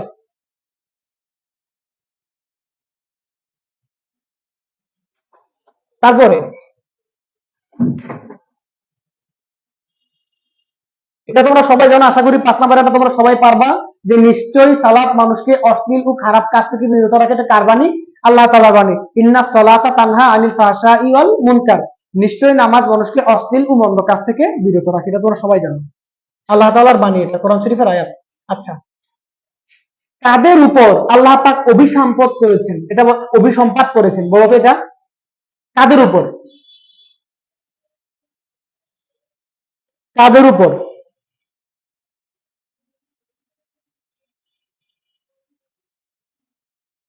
সিক্সে জেরিন তাসনিম, সিক্সের এ।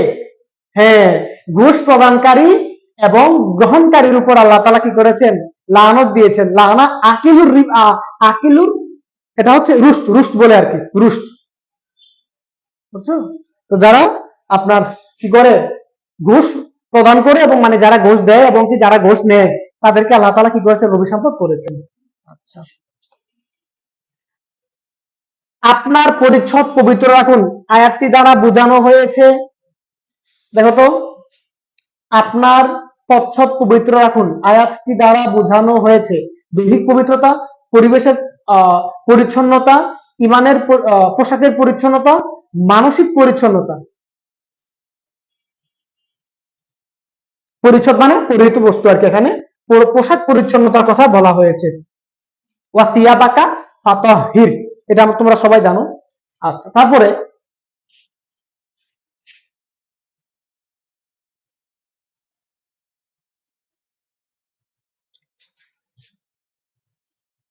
এখন বলো, ইমানের সর্বপ্রথম ও সর্বপ্রধান বিষয়, আশা করি এটা তোমরা সবাই পারবে, এটার উত্তর আমি দেখতে চাই। হ্যাঁ, 8 নাম্বার, 8 নাম্বার, আশা করি তোমরা সবাই পারবে। 8 নাম্বার উত্তর দাও তো দেখি, 8 নাম্বার।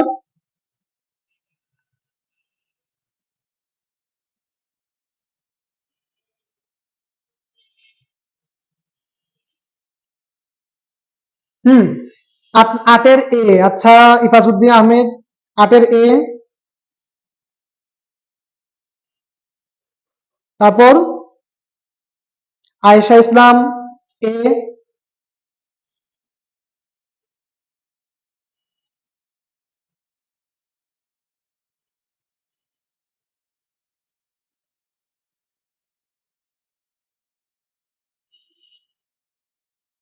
হুম, 8-এর এ, এটা হচ্ছে কি? তাওহীদ, মানে আল্লাহ তাআলার প্রতি বিশ্বাস। এটা হচ্ছে কি ঈমানের সর্বপ্রথম ও সর্বপ্রধান বিষয়। আচ্ছা, নবী সাল্লাল্লাহু আলাইহি ওয়াসাল্লামের দুধ মাতা হালিমা রাদিয়াল্লাহু তাআলা আনহা কোন বংশের ছিলেন, বলো? 9।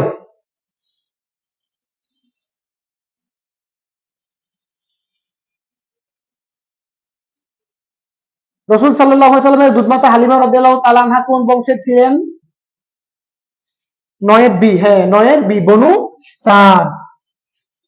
ইসলামের কোন স্তম্ভের নামে পবিত্র কোরআনে একটি সূরা রয়েছে? এটা একদম মানে বেসিক থেকে একটা প্রশ্ন, বুঝছো? এই যে 10-এরটা, যে ইসলামের কোন স্তম্ভের নামে পবিত্র কোরআনে একটি সূরা রয়েছে, কোন স্তম্ভের নামে? 10-এর ডি, হজ। 9-এর বি, আচ্ছা, 10-এর ডি, সূরা হজ। হ্যাঁ, তোমরা জানো কোরআন শরীফের মধ্যে একটা সূরা আছে, সূরার নাম হচ্ছে কি? সূরাতুল হজ। আচ্ছা, ওহী লেখক সাহাবীদের সংখ্যা কতজন? এখানে অপশন গুলো দেখো, আমাদের স্টুডেন্টরা কোথায় ভুল করে। দেখো এখানে অপশন গুলো দেখো, 313 জন, 42 জন, 86 জন, নাকি আপনার 114? বলো তো দেখি। ওহী লেখক সাহাবীদের সংখ্যা কত? 11। 11 উত্তর।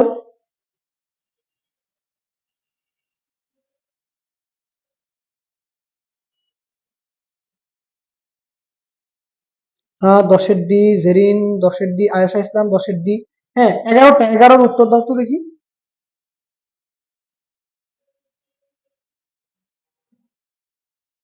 11 সি।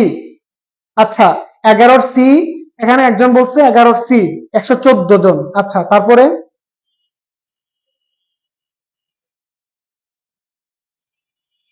আয়েশা ইসলাম বি। আচ্ছা,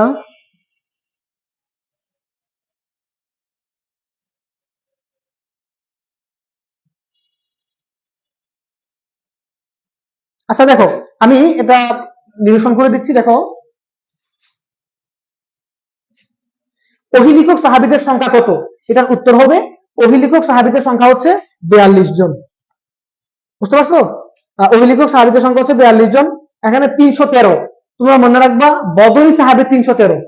এখানে তোমাদের প্রত্যেকটা, এখানে যতগুলো সংখ্যা দেওয়া আছে প্রত্যেকটা সংখ্যাই তোমাদের বইয়ের মধ্যে উল্লেখ আছে। অভিলেখক সাহাবীদের সংখ্যা কতজন? 42 জন। তারপরে এখানে 86 জন না, এখানে 86 দ্বারা বোঝানো হয়েছে, তোমরা জানো যে কোরআন শরীফে মাক্কি সূরার সংখ্যা 86।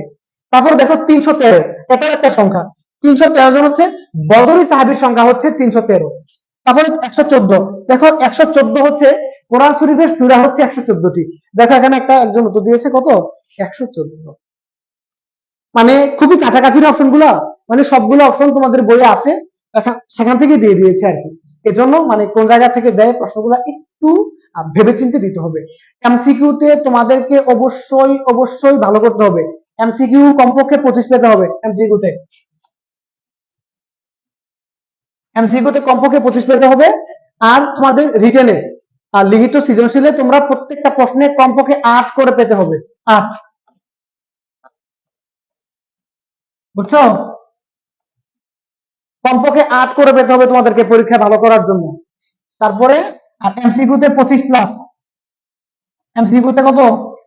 25 প্লাস তোমাদেরকে পেতেই হবে। যদি দেখো তুমি যদি এমসিকিউ 18টা হয়, 20টা হয়, 22টা হয়, তাহলে তোমরা সৃজনশীলে সর্বোচ্চ কত পাবে? দেখো 8 করে সবাই সবগুলোতে পাবে এরকমটাও না, 9 করে খুব কম পায়। 9 করে টিচাররা খুব কম দেয়, যদি ভালোভাবে লিখে ধারাবাহিকতা যদি বজায় রাখে 8 করে দিয়ে দেয় টিচাররা। তো সেক্ষেত্রে তোমার কমপক্ষে 7টা সৃজনশীলের ধারাবাহিকতা, যেগুলো প্রত্যেকটা ধারাবাহিকতা গুলো বজায় রাখবে। এখন এমসিকিউ ভালো করতে হবে, পাশাপাশি রিটেনও ভালো করতে হবে। এখন তুমি রিটেনটা তোমাকে যদি খারাপ হয়, এটা তোমাদেরকে এমসিকিউ যত ভালো হবে, তাহলে এমসিকিউটা রিটেনের সাথে যোগ হয়ে সেটা তোমাদের মানে ফলাফলটাকে আরো সামনের দিকে এগিয়ে নিয়ে যাবে। এজন্য এমসিকিউতে তোমাদেরকে ভালো করতেই হবে। এমসিকিউতে 25 প্লাস এটা ধরে রাখতে হবে, যেন আমাদের পরীক্ষায় এমসিকিউতে 25-এর বেশি অবশ্যই পাই এমসিকিউতে, ইনশাআল্লাহ। আর তোমরা সৃজনশীল যে প্রশ্ন উত্তর দিবে, তোমাদের শুধু একদিন, তোমাদের সাথে আমার শুধু একদিন ক্লাসে সরাসরি দেখা হয়েছিল, একটা সব ক্লাসে। ওইদিন আমি সবটা ক্লাসে তোমরা কিভাবে সৃজনশীল লিখবে, কিভাবে সৃজনশীলের উত্তরগুলো দিবে আমি বলেছি। ক নাম্বারের উত্তর 1 লাইনের মধ্যে শেষ করে দিবে। অনুধাবনমূলক যে প্রশ্ন, খ নাম্বার ক খ একটা পেজের মধ্যে হবে। খ এর মধ্যে তোমরা 2টা পয়েন্ট, প্রথম পয়েন্টের মধ্যে যেটা আছে, আমরা যখন সৃজনশীলে যাব, এরপরে কুমিল্লা বোর্ডের প্রশ্ন সলভ করার পরে আমরা সৃজনশীলের একটা সৃজনশীল সলভ করব। মানে একটা বোর্ডের সৃজনশীলের কয়েকটা সৃজনশীল সলভ করে আমি ইনশাআল্লাহ ক্লাসটা শেষ করে দিব। তারপরে তোমরা কোন কোন চ্যাপ্টার গুলো পড়বে, এগুলো আমি তোমাদেরকে বলে দিব। আচ্ছা,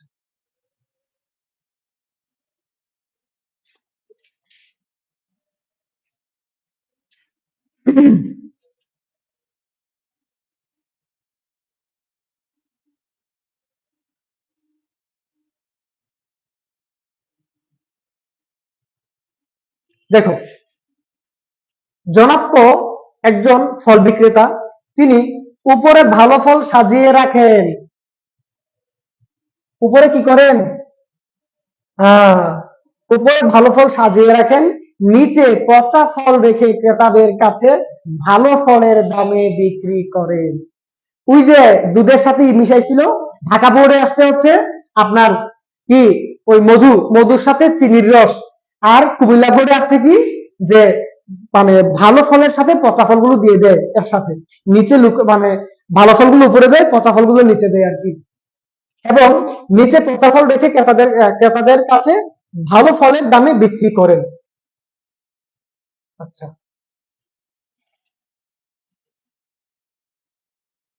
এখন প্রশ্ন, জনাব ক এর কাজে কি প্রকাশ পেয়েছে? 12, এটা তোমরা সবাই জানো, আমরা ঢাকা বোর্ডের আগে সলভ করেছি। এটার উত্তর হবে প্রতারণা, সবাই জানো।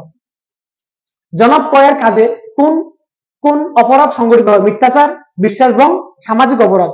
এটা কোনটা? এটা হচ্ছে উত্তর হবে তিনটাই। এটা মিথ্যাচারও, বিশ্বাস ভঙ্গের একটা অপরাধও, আবার এটা সামাজিকও একটা অপরাধ। আচ্ছা, আল্লাহর বাণী, নিশ্চয় তোমাদের জন্য আল্লাহর রসুলের জীবনে উত্তম আদর্শ রয়েছে। ইহা কোন সূরার আয়াত বলো? লাকাদ কানা ফি রাসূলিল্লাহি উসওয়াতুন হাসানা, এটা কোন সূরা আয়াত?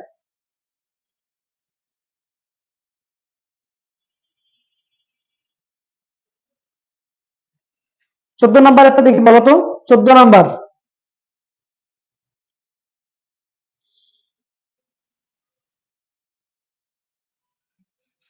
তোমরা সূরার আয়াতগুলো এগুলা প্রত্যেক প্রত্যেক বোর্ডে প্রতি বছর একটা না একটা আয়াত দিয়ে দেয়, যেটা কোন সূরার আয়াত। 13 ডি। আচ্ছা 13 ডি, 14 বলো, 14 14।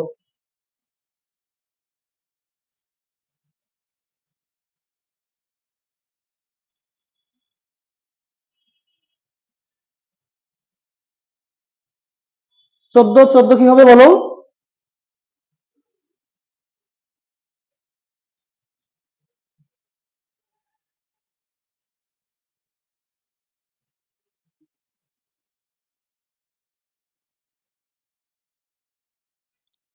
হ্যাঁ 14 এ,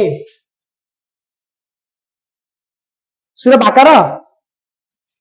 জেরিন তাসনিম বলছে সি, সূরা মাইদা।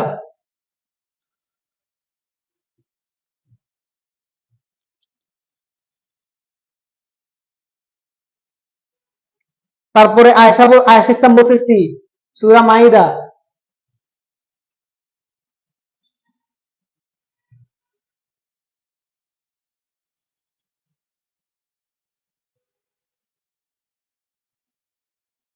শোনো, এটা হচ্ছে সূরা আহজাবের আয়াত, সূরা আহজাবের আয়াত। এর জন্য তোমরা আমি তো তোমাদের শুধু একটা ক্লাস পাইছি, সরাসরি একটা ক্লাস করার সুযোগ হয়েছিল আমার। আহ, তোমাদের একটা সলভ ক্লাস পেয়েছিলাম আমি। তো এখন যারা ক্লাস করে 2026-এর যারা ক্লাস করে, আমি তাদেরকে ক্লাসে সবসময় বলি যে তোমরা সূরার আয়াতগুলো কোন সূরার কোন আয়াত, এটা থেকে তোমরা একটু ভালো করে দেখবে। হ্যাঁ 14 বি একজন বলছে, 14 বি সূরা আহজাব। আচ্ছা দেখো, ঘুষখোর ব্যক্তি নিজ ক্ষমতার অপব্যবহার করে, আমানতের খিয়ানত করে, নিজ দায়িত্বে অবহেলা করে। 15 15 কি হবে বলো? 15 হবে ডি, তিনটাই হবে। আচ্ছা এখন আমরা যে এমসিকিউটা পড়বো, এটা খুবই গুরুত্বপূর্ণ একটা এমসিকিউ, এমনকি আহ, এটা থেকে বোঝার কিছু জিনিস আছে। দেখো, ইমানের মূল বিষয় কয়টি বলো তো দেখি? ইমানের মূল বিষয় কয়টি? 16 নম্বর প্রশ্ন।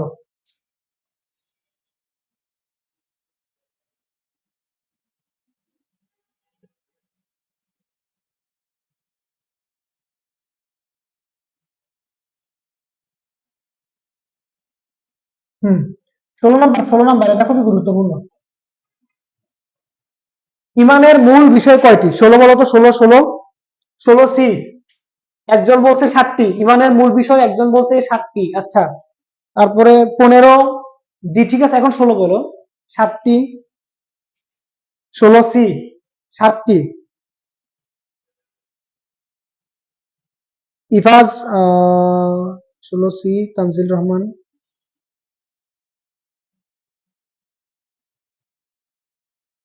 হুম, মাশাআল্লাহ, এটা তোমরা সবাই পারতেছো। আচ্ছা, থ্যাংক ইউ। দেখো, আহ, হ্যাঁ, ইমানের মূল বিষয় কয়টি? দেখো, যদি বলে ইমানের মূল বিষয় কয়টি, তখন হবে 7টি। ইমানের মূল বিষয় কয়টি? 7টি। উম্মে হাবিবা কাজল, 7টি। Yes, thank you. দেখো, 7টি কি কি? আমানতু বিল্লাহি ওয়া মালাইকাতিহি ওয়া কুতুবিহি ওয়া রাসূলিহি ওয়াল ইয়াউমিল আখিরি ওয়াল কদরি খাইরি শাররিহি মিনাল্লাহি তাআলা ওয়াল বা'সি বাদাল মাউত। আমানতু বিল্লাহ, আল্লাহ তাআলার প্রতি বিশ্বাস, ওয়া মালাইকাতিহি, ফেরেশতাদের প্রতি বিশ্বাস, ওয়া কুতুবিহি, আসমানি সমস্ত কিতাবের প্রতি বিশ্বাস, ওয়া রাসূলিহি, সমস্ত রাসূলগণের প্রতি বিশ্বাস, ওয়াল ইয়াউমিল আখিরি, মানে পরকালের প্রতি বিশ্বাস, ওয়াল কদরি খাইরিহি ওয়া শাররিহি, তাকদীর মিনাল্লাহি তাআলা, তাকদীরের ভালো এবং খারাপ আল্লাহ তাআলার পক্ষ থেকে, এটার প্রতি বিশ্বাস। তারপর হচ্ছে কি, ওয়াল বা'সি বাদাল মাউত, মৃত্যুর পরে পুনরুত্থানের প্রতি বিশ্বাস। এই 7টি বিষয়, এটা হচ্ছে আপনার ইমানের মূল বিষয়। যদি বলে ইসলামের মূল বিষয়, ধরো ইমান নাই, এখানে দেওয়া আছে ইসলামের মূল বিষয় কয়টি বলো? ইসলামের মূল বিষয়, ইসলামের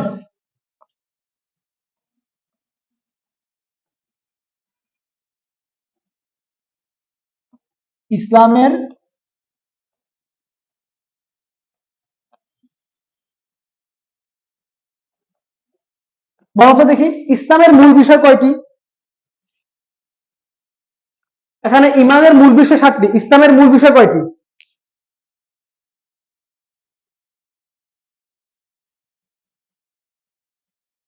ইসলামের যদি এখানে তো ইমান আছে, যদি পরীক্ষায় আসে যে ইসলামের মূল বিষয় কয়টি, তখন কয়টি দিবে?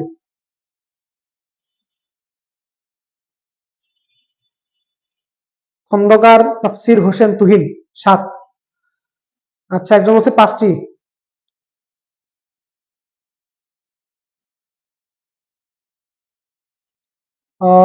আহমেদ মাহিন 5টি, ইফাজউদ্দিন 5টি। আচ্ছা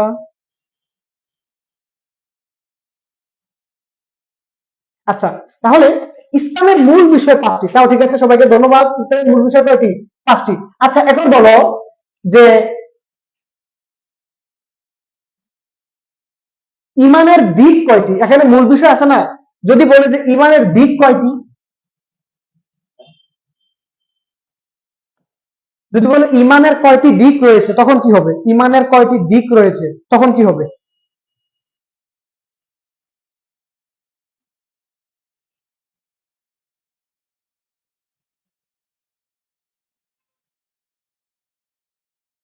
ইমানের কয়টি দিক রয়েছে বলো?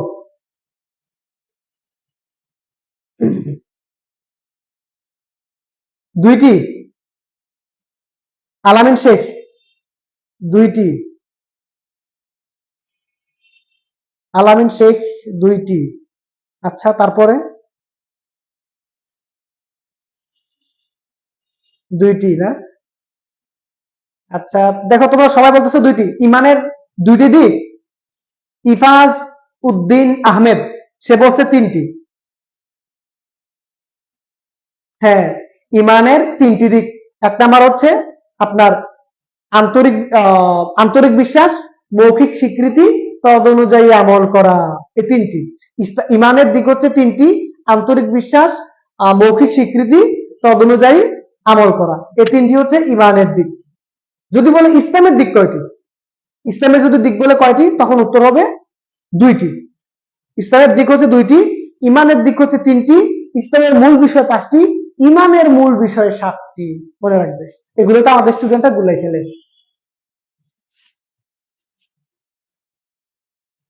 আচ্ছা, আমি একটা বেসিক, মানে একদম বেসিক একটা প্রশ্ন করি, তো তোমরা উত্তর দাও তো, যে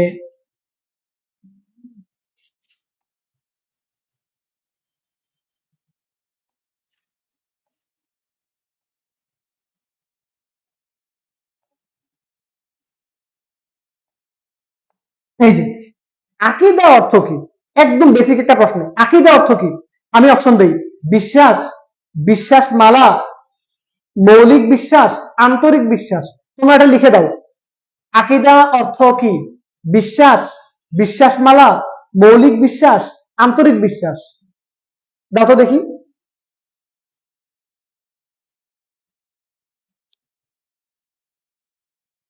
উত্তর দাও, লিখে দাও। আকীদা অর্থ কি? বিশ্বাস, মৌলিক বিশ্বাস, তারপরে আন্তরিক বিশ্বাস, বিশ্বাস মালা। আচ্ছা, আলামিন বলতেছে বিশ্বাস, বিশ্বাস মালা, মৌলিক বিশ্বাস, আন্তরিক বিশ্বাস। দুইজন বলছে বিশ্বাস মালা। আলামিন শেখ বিশ্বাস মালা, আরেকজন বলছে বিশ্বাস মালা। এস এম সরফার সে বলছে বিশ্বাস। আচ্ছা, তারপরে দেখি বি বিশ্বাস মালা, ইফাজউদ্দিন আহমেদ বি বিশ্বাস মালা, বিশ্বাস মালা। আচ্ছা, আয়েশা ইসলাম বলছে বিশ্বাস মালা। আহ, জেরিন তাসলিম সে বলছে বিশ্বাস মালা। উম্মে হাবিবা কাজল এ। মাহিমা, মাহিমা বলছে বিশ্বাস। আচ্ছা, তারপরে দেখো, আকীদা এই শব্দ, এটা কি এক বচন নাকি বহু বচন? আকীদা শব্দ, এটা কি সিঙ্গুলার না প্লুরাল? দেখো তো, আকীদা এটা কি এক বচন না বহু বচন? এটা এটা কি বচন?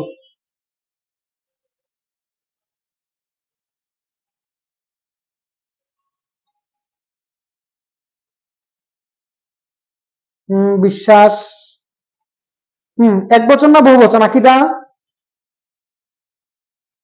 আমি একদম একদম বেসিক থেকে, একদম শুরু থেকে প্রশ্ন করছি এটা। এক বচন। আচ্ছা, তানজিল রহমান এক বচন। আচ্ছা, ঠিক আছে, এক বচন। এক বচন। আচ্ছা, এক বচন। এক বচন, এক বচন, এক বচন। আচ্ছা শোনো, এখন আকিদা এটা এক বচন না। এখন কোন শব্দ যদি এক বচন হয়, এটার অর্থ এক বচন হবে। বার্ড অর্থ পাখি, বার্ডস মানে পাখিগুলো। আকিদা এটা এক বচন, এটার অর্থ হচ্ছে বিশ্বাস। আর এটার বহু বচন হচ্ছে আকাইদ।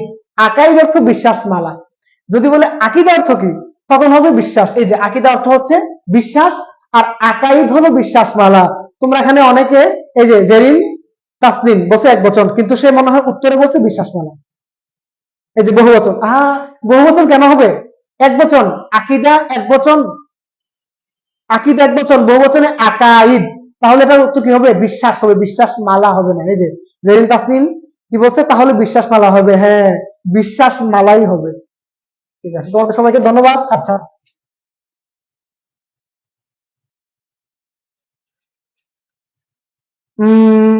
কোন সাদিগুলো শেষ। এই যে, আচ্ছা এখন আমরা 18 নম্বর প্রশ্ন। নিশ্চয় শিরিক সবচেয়ে বড় জুলুম, কে বলেছেন? এটা তোমরা সবাই জানো, আল্লাহ তাআলা বলেছেন ইন্না শিরকালা জুলমুন আযীম। আর এটার উত্তর তো সাথে তোমরা বলেছই। রনি সাহেব মনে করেন আল্লাহ পাক ফেরেশতাদের সাহায্য নিয়ে এই পৃথিবী পরিচালনা করেন। রনি সাহেবের এই ধরনের বিশ্বাসের জন্য তিনি হবেন, তিনি কি হবেন? রনি সাহেবের এই ধরনের বিশ্বাসের জন্য তিনি হবেন, কি হবেন তিনি? 18 উনি বিশ্বাস করেন যে আল্লাহ তাআলা ফেরেশতাদের সাহায্য নিয়ে পৃথিবী পরিচালনা করেন। 18 কি হবে? রনি সাহেবের এ ধরনের বিশ্বাসে তিনি কি হয়ে যাবে? 18, হ্যাঁ 18 এর ধন্যবাদ। 18 এর বি, তিনি মুশরিক হয়ে যাবেন, কারণ আল্লাহ তাআলার সাথে একটা অংশদারিত্ব হয়ে যায়। ঠিক আছে, আচ্ছা তারপরে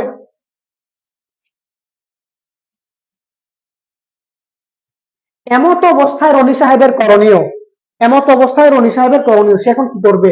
পুনরায় ঈমান গ্রহণ করবে, আর কখনো এরূপ না করার শপথ নেওয়া, খাঁটি অন্তরে তওবা করা। কি হবে এটা? এটা আশা করি তোমরা সবাই পারবে, এটা সবাই পারার কথা। এটা কি হবে? আহ আপনার তিনটি, তাই না? পুনরায় ঈমান গ্রহণ করতে হবে, তারপরে মানে তাকে পুনরায় আবার শাহাদাত বাক্য পাঠ করতে হবে, তারপরে কখনো এরূপ করবে না এরকম একটা শপথ সে করবে, আর হচ্ছে কি খাঁটি অন্তরে তওবা করবে যে আল্লাহ আমি এরকম আর মনে করবো না। বুঝতে পারছো? আচ্ছা, এখন এবার হচ্ছে তাওহীদের বিপরীত কি, এই বলো। তাওহীদের বিপরীত কি? তাওহীদ এর বিপরীত কি? একদম ইজি বেসিক প্রশ্ন এটা। তাওহীদের বিপরীত কি? 20 20 তাওহীদের বিপরীত কি? কুফর, শিরক, আহ রিসালাত, নিফাক। আল্লাহ মিন শেখ 19 ডি। 20 কি হবে বলো? 20 ডি, 20 ডি কেন হবে? সফরাজ, 20 ডি কেন হবে? আয়েশা বলছে সি। আচ্ছা, আয়েশা বলছে সি। আর নাসিমা খাতুন সে বলছে সি।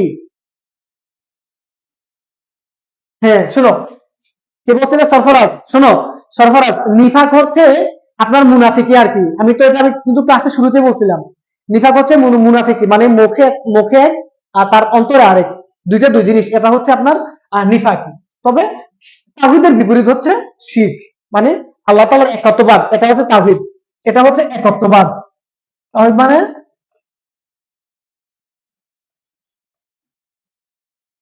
একত্ববাদ। আর শিরক হচ্ছে আল্লাহ তাআলার সাথে বড় বড় আল্লাহ, ছোট আল্লাহ বা আল্লাহ তাআলার সাথে অংশীদার করা, এটা হচ্ছে শিরক। তো এর জন্য এটার উত্তর হবে কি? গ। আচ্ছা, আল্লাহ তাআলার সাথে শিরক কয় ধরনের হতে পারে বলো? এটা তোমাদের সরাসরি বই থেকে দেওয়া। সমস্যা নাই।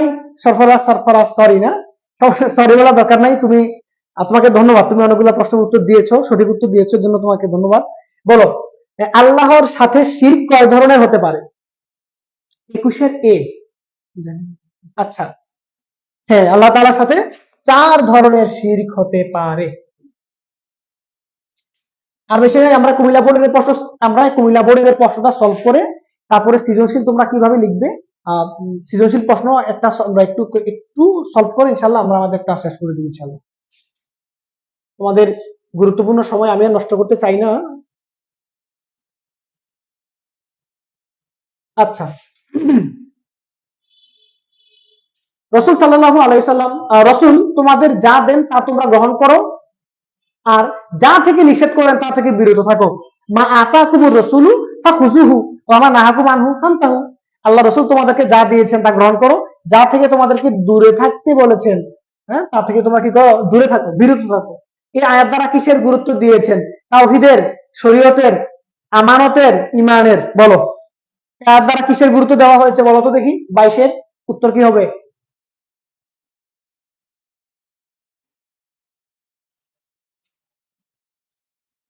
এই তোমরা কি খাতা কলম নিয়ে বসছো কিনা আমি জানি না, তোমরা গুরুত্বপূর্ণ কথাগুলো কি নোট করে রাখতেছো কিনা আমি তাও জানি না, কিন্তু তোমাদের উচিত গুরুত্বপূর্ণ কথাগুলো নোট করে রাখা।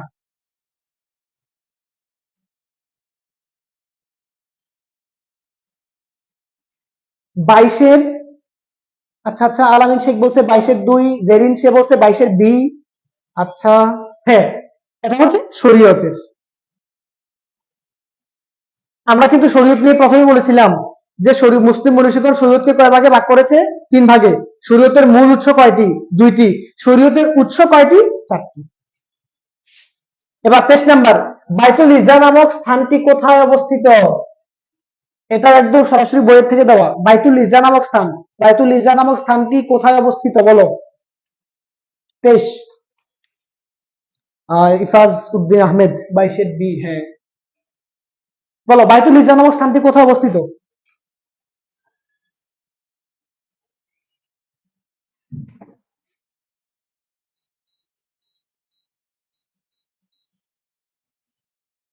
তেইশের ডি, প্রথম আসমানে। আচ্ছা, জেরিন তাসনিম সে বলছে প্রথম আসমানে। আচ্ছা,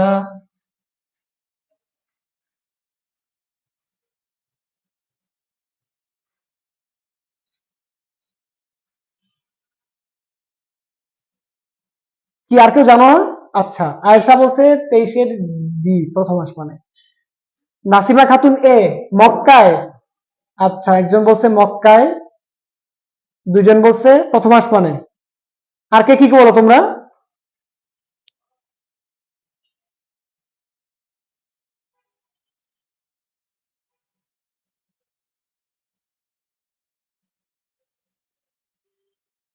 সরফরাজ কোথায়? সে তো 2বার সরি বলে আর সে কোনো উত্তর দিচ্ছে না।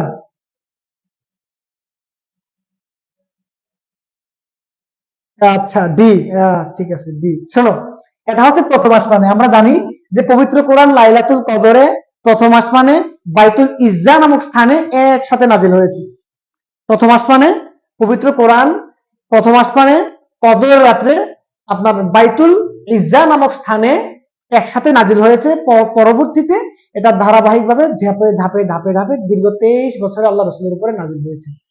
আচ্ছা, ঠিক আছে।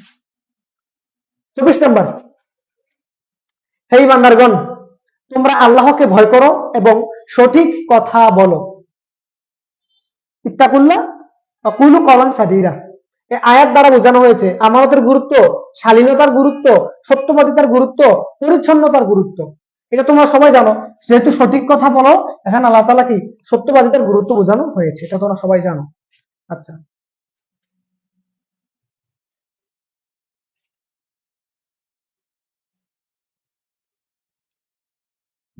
আহ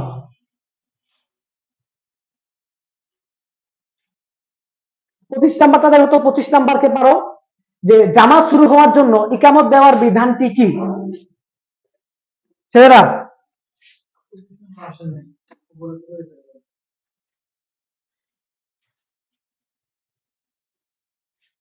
25 নাম্বার, জামাত শুরু হওয়ার জন্য ইকামত দেওয়ার বিধানটি কি?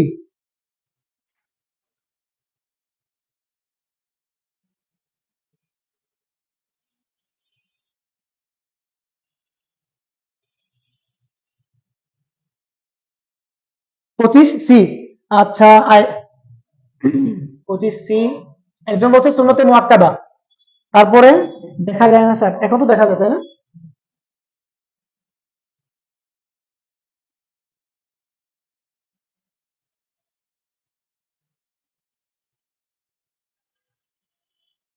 তাইবা আক্তার জুই, এখন তো দেখা যাচ্ছে। বলো 25 সি, একজন বলছে।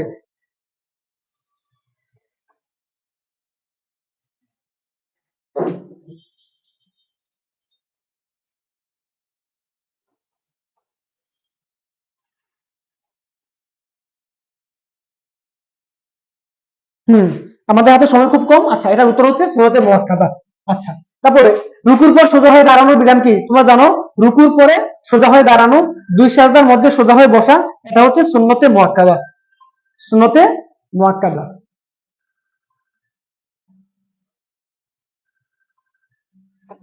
কোন আসছে নাকি দেখেন তো।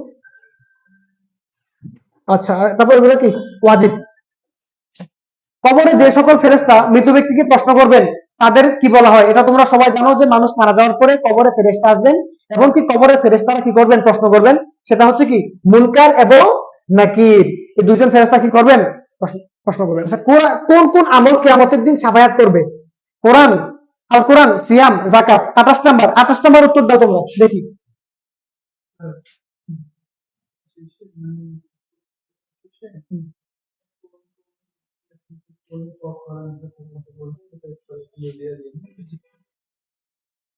দেখো তো, 28 নাম্বার উত্তরটা তোমরা দাও।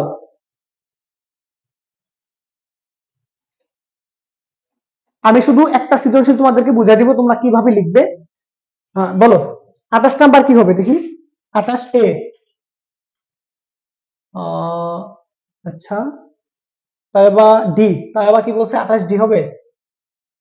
সারফরাজ এ। হ্যাঁ শোনো, 28 নম্বর উত্তর হবে আল কোরআন এবং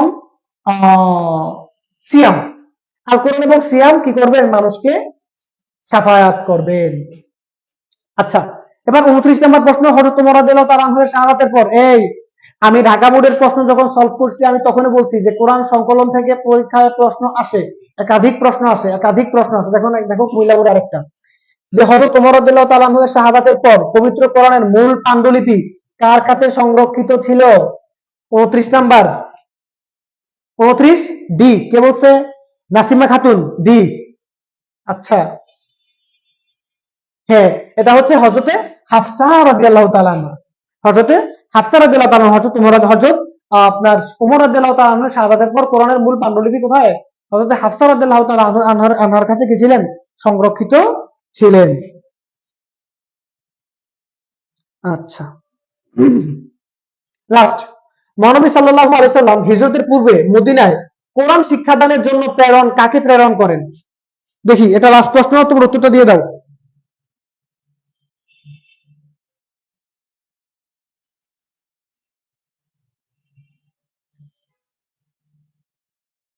30 নাম্বার, মহানবী সাল্লাল্লাহু আলাইহি সাল্লাম হিজরতের পূর্বে মদিনায় কোরআন শিক্ষা দানের জন্য কাকে প্রেরণ করেন? বলতো দেখি, কাকে কাকে প্রেরণ করেন মদিনায়?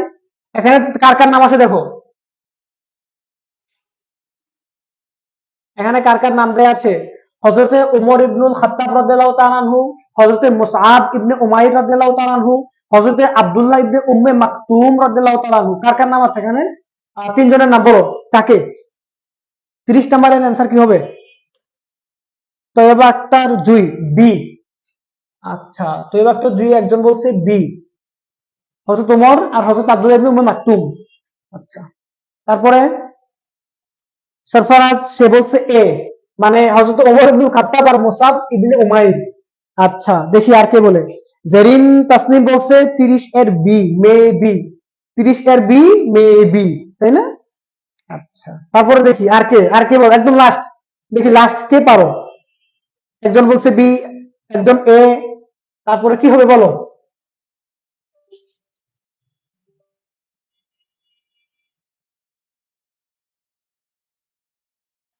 শুনো, 30-এরটা হবে আপনার গ।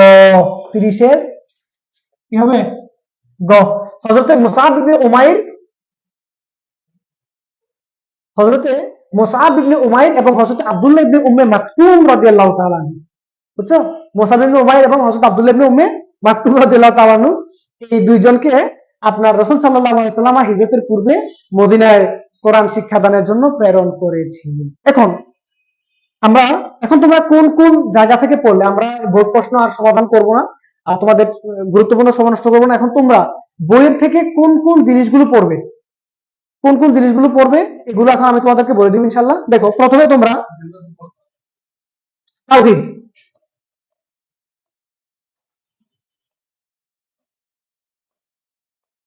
তাওহীদ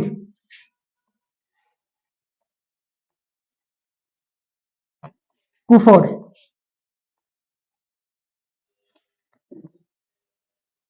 শিরক,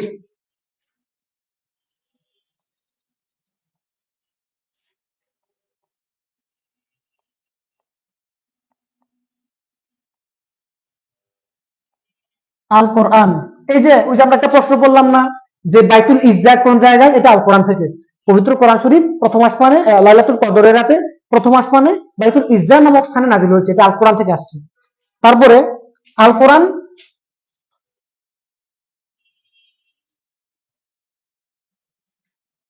ও চলে গেল।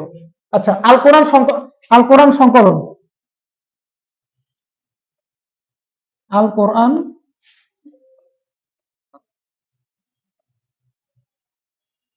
আল কোরআন সংকলন।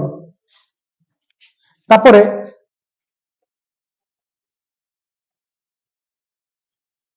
সালাত, সাওম, জাকাত। জাকাত ইসলামের কি বলা হয়? সেতু বন্ধন বলা হয় জাকাতকে। তারপরে হজ, তারপরে হচ্ছে আহ সত্যবাদিতা, ওই যে সত্যবাদিতা,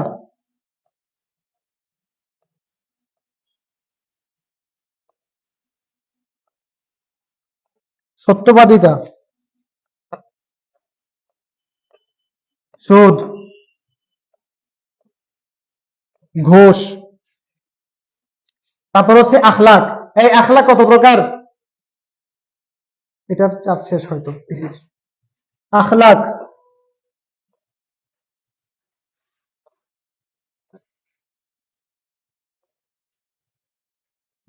চাচা থাকলে চাচার নিয়ে আসুন। তারপরে খোলাফায়ে রাশিদিনের, দেখো খোলাফায়ে রাশিদিনের,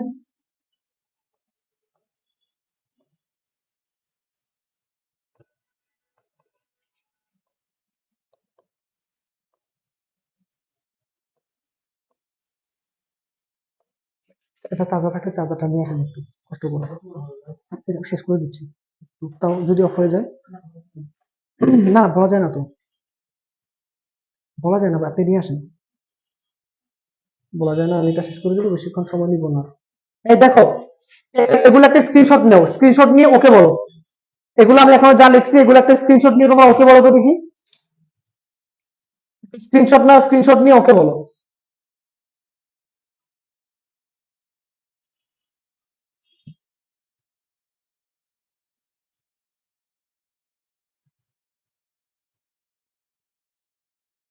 একটা স্ক্রিনশট নাও, স্ক্রিনশট নিয়ে বলো ওকে।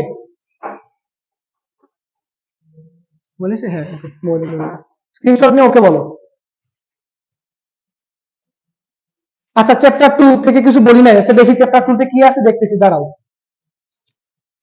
চ্যাপ্টার 2, এই আমি বললাম না আল কোরআন সংকলন, এটা তো চ্যাপ্টার 2। আল কোরআন সংকলন, এটা চ্যাপ্টার 2। তারপরে শরীয়ত বলি নাই, শরীয়ত লিখি না এখানে। আচ্ছা আমি দিচ্ছি, আরো দিচ্ছি, এগুলো তো ওকে বলছো না। আচ্ছা ঠিক আছে, আমি আরো দিচ্ছি, দাঁড়াও, চ্যাপ্টার 2 থেকেও দিচ্ছি, আমি একটু ধৈর্য দাও তোমরা। চ্যাপ্টার 2 থেকে আমি দিচ্ছি, দাঁড়াও। চ্যাপ্টার 2 থেকে তোমরা পড়বা শরীয়ত, শরীয়ত।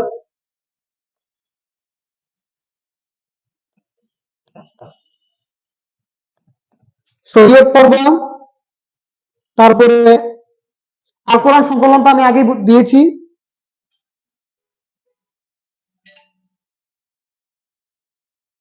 শরীয়তের উৎস কোরআন, সুন্নাহ, ইজমা, কিয়াস, এগুলো তোমরা ভালো করে পড়ে নিবা। আচ্ছা, তারপরে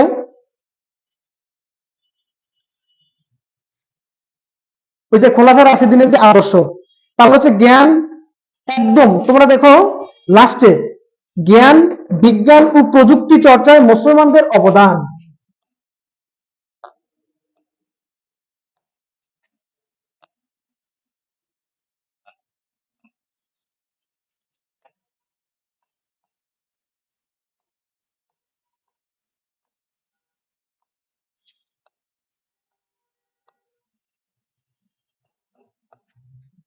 চর্চায়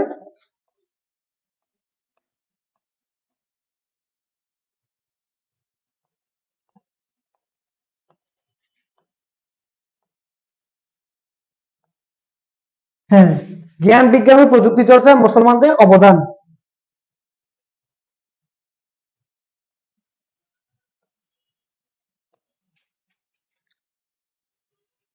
দেখো এই যে এগুলো থেকে অনেক এমসিকিউ আছে।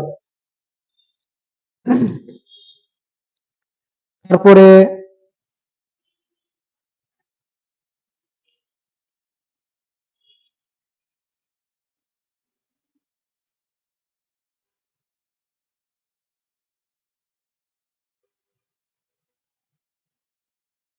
মোহাম্মদ সাল্লাল্লাহু আলাইহি ওয়াসাল্লামের জীবনী, মোহাম্মদ সাল্লাল্লাহু আলাইহি ওয়াসাল্লামের জীবনী থেকেও প্রশ্ন আসে।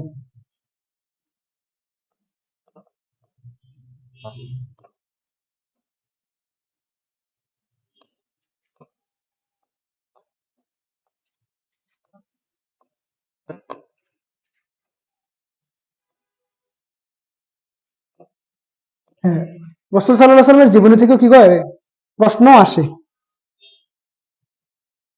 আর শোনো, খোলাফায়ে রাশিদিনের হযরত আবু বকর রাদিয়াল্লাহু তাআলা আনহু, হযরত ওমর রাদিয়াল্লাহু তাআলা আনহু, হযরত ওসমান রাদিয়াল্লাহু তাআলা আনহু। হযরত আবু বকর রাদিয়াল্লাহু তাআলা আনহুকে কি বলা হয় জানো? হযরত আবু বকর রাদিয়াল্লাহু তাআলা আনহুকে বলা হয় ইসলামের ত্রাণকর্তা। হযরত ওমর রাদিয়াল্লাহু তাআলা আনহু, দেখি একটা উত্তর দাও তো দেখি তোমরা। হযরত ওমর রাদিয়াল্লাহু তাআলা আনহুকে কি বলা হয়? এগুলা লিখে নাও খাতায়, তোমরা এগুলো অবশ্যই বাসার মধ্যে আজকে এগুলো পড়ে শেষ করে ফেলবে।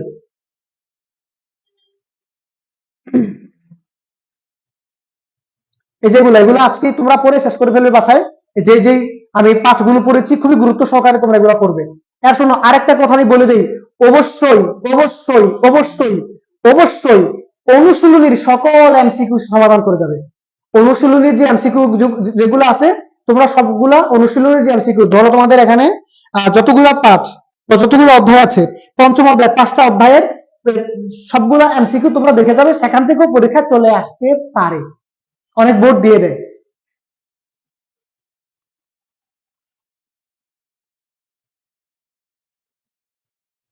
বলো, হযরত ওসমান রাদিয়াল্লাহু তাআলা আনহুকে কি বলা হয় বলো তো দেখি।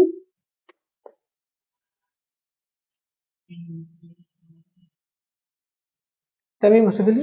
এটা এগুলো লিখে নাও বা স্ক্রিনশট দিয়ে দিও। হ্যাঁ, বলো, হযরত ওসমান রাদিয়াল্লাহু তাআলা আনহুকে কি বলা হয়?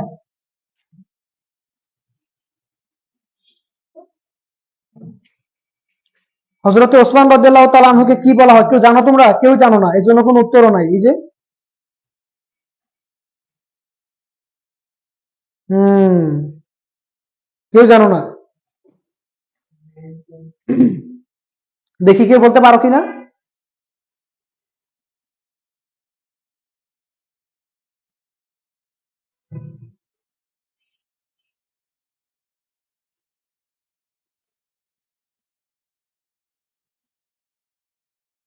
শোনো, হ্যাঁ, ওসমান জুন নুরাইন তো ঠিক আছে, কিন্তু তোমাদের বইয়ে এটা দেওয়া নাই।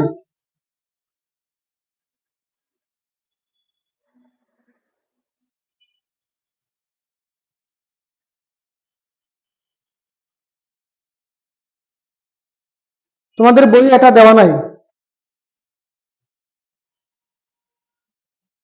মনে নাই।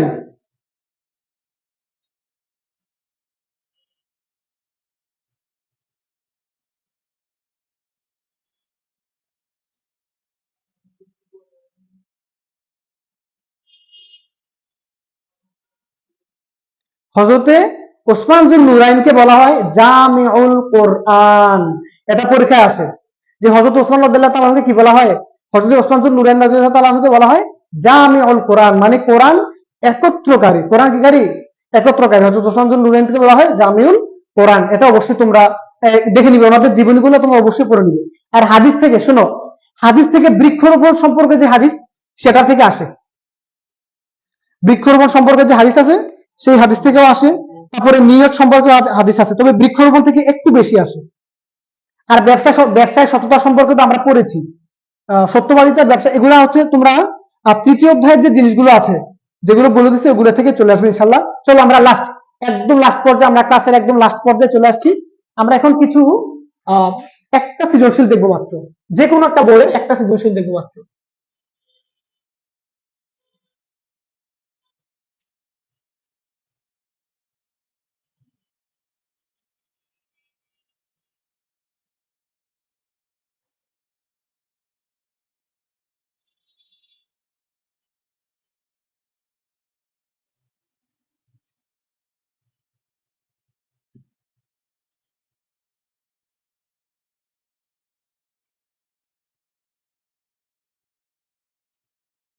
সবকে সৃজনশীল।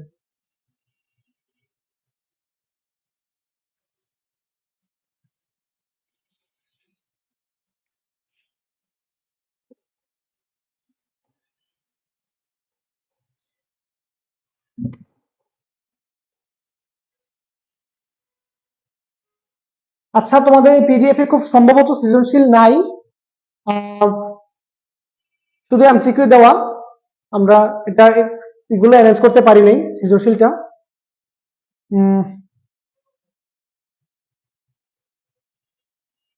আচ্ছা ঠিক আছে, আমি যেহেতু বলছি একটা সৃজনশীল দেখাবো তোমাদেরকে, একটা কাজ প্লিজ বলেন, প্লিজ কি বলবো,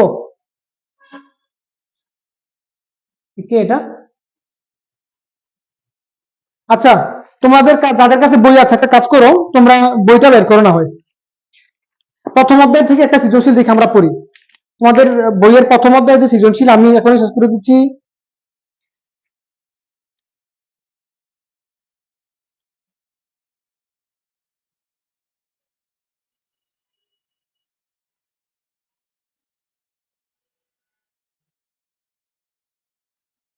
শরীয়তের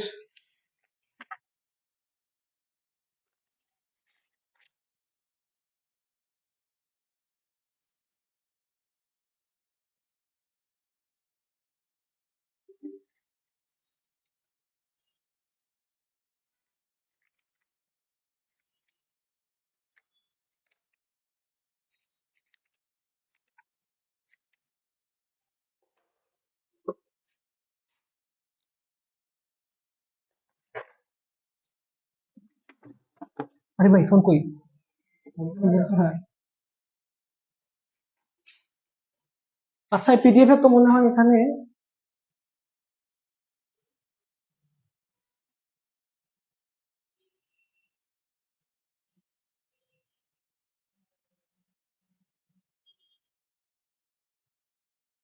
আচ্ছা দেখো, তো তোমাদের বইয়ে যে কোনো ধরনের যে কোনো সৃজনশীল আসতে পারে।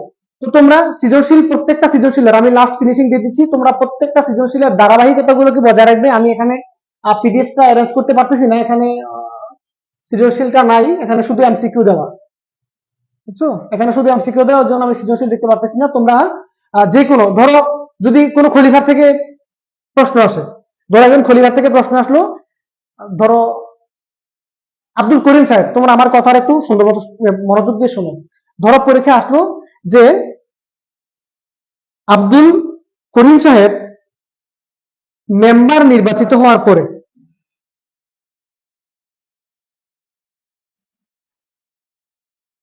ও এই পিডিএফ তো আছে, হ্যাঁ, ধর আব্দুল করিম সাহেব মেম্বার নির্বাচিত হওয়ার পরে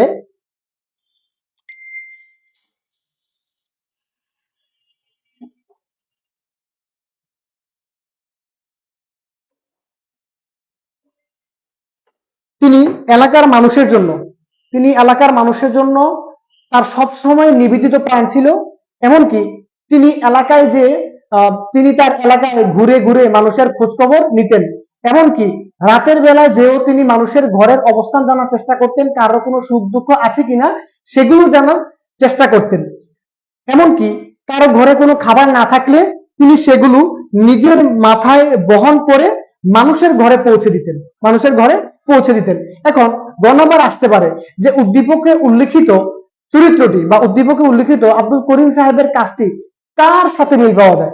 তো তোমাদেরকে বলতে হবে উদ্দীপকে উল্লেখিত চরিত্রটি মুসলিম জাহানের খলিফা হযরত দ্বিতীয় খলিফা হযরত ওমর রাদিয়াল্লাহু তাআলা আনহু চরিত্রের সাথে মিল পাওয়া যায়। এই যে চরিত্রের সাথে মিল পাওয়াটা, যে কার চরিত্রের সাথে মিল পাওয়া যায়, এটা যদি তোমরা ঠিক করে দিতে না পারো, তাহলে অন্য কোন খলিফার নাম লিখে দাও, তাহলে কিন্তু তোমাদের পরীক্ষার মধ্যে কোনো মার্কই দিবে না, মানে মার্ক দিবে কিন্তু খুব কম দিবে। কিন্তু প্রথম লেখাটার মধ্যে যদি তোমরা বলতে পারো যে উদ্দীপকে উল্লেখিত কাজটি মুসলিম জাহানের দ্বিতীয় খলিফা হযরত ওমর রাদিয়াল্লাহু তাআলা আনহুর সাথে মিল পাওয়া যায়, তাহলে তোমরা সাথে সাথে এটার মার্ক 3 থেকে কমপক্ষে 2 পেয়ে যাবে। তারপরে তোমরা হযরত ওমর রাদিয়াল্লাহু তাআলা আনহুর কিছু কিছু কর্তৃত্ব বা এগুলো তোমরা লিখে দিবে। তারপর আসতে পারে যে বর্তমান শাসকদের আব্দুল করিমের থেকে শিক্ষার কি আছে, এরকম ভাবে তোমাদের পরীক্ষা আসবে বা বিভিন্ন সাইট থেকে তোমাদের পরীক্ষায় প্রশ্ন আসতে পারে। আচ্ছা ঠিক আছে, তোমাদের অনেক সময় আমি নষ্ট করলাম। আর এখানে পিডিএফ এ আমি হচ্ছে পাই নাই, তোমার সৃজনশীল পাই নাই, সেজন্য আমি এখান থেকে সৃজনশীল তোমাদেরকে দেখাতে পারছি না, এই জন্য আমি আন্তরিকভাবে দুঃখিত, সরি। তোমরা সবাই ভালো থাকবে, আশা করি তোমরা পরীক্ষায় অনেক ভালোভাবে পরীক্ষা দিবে।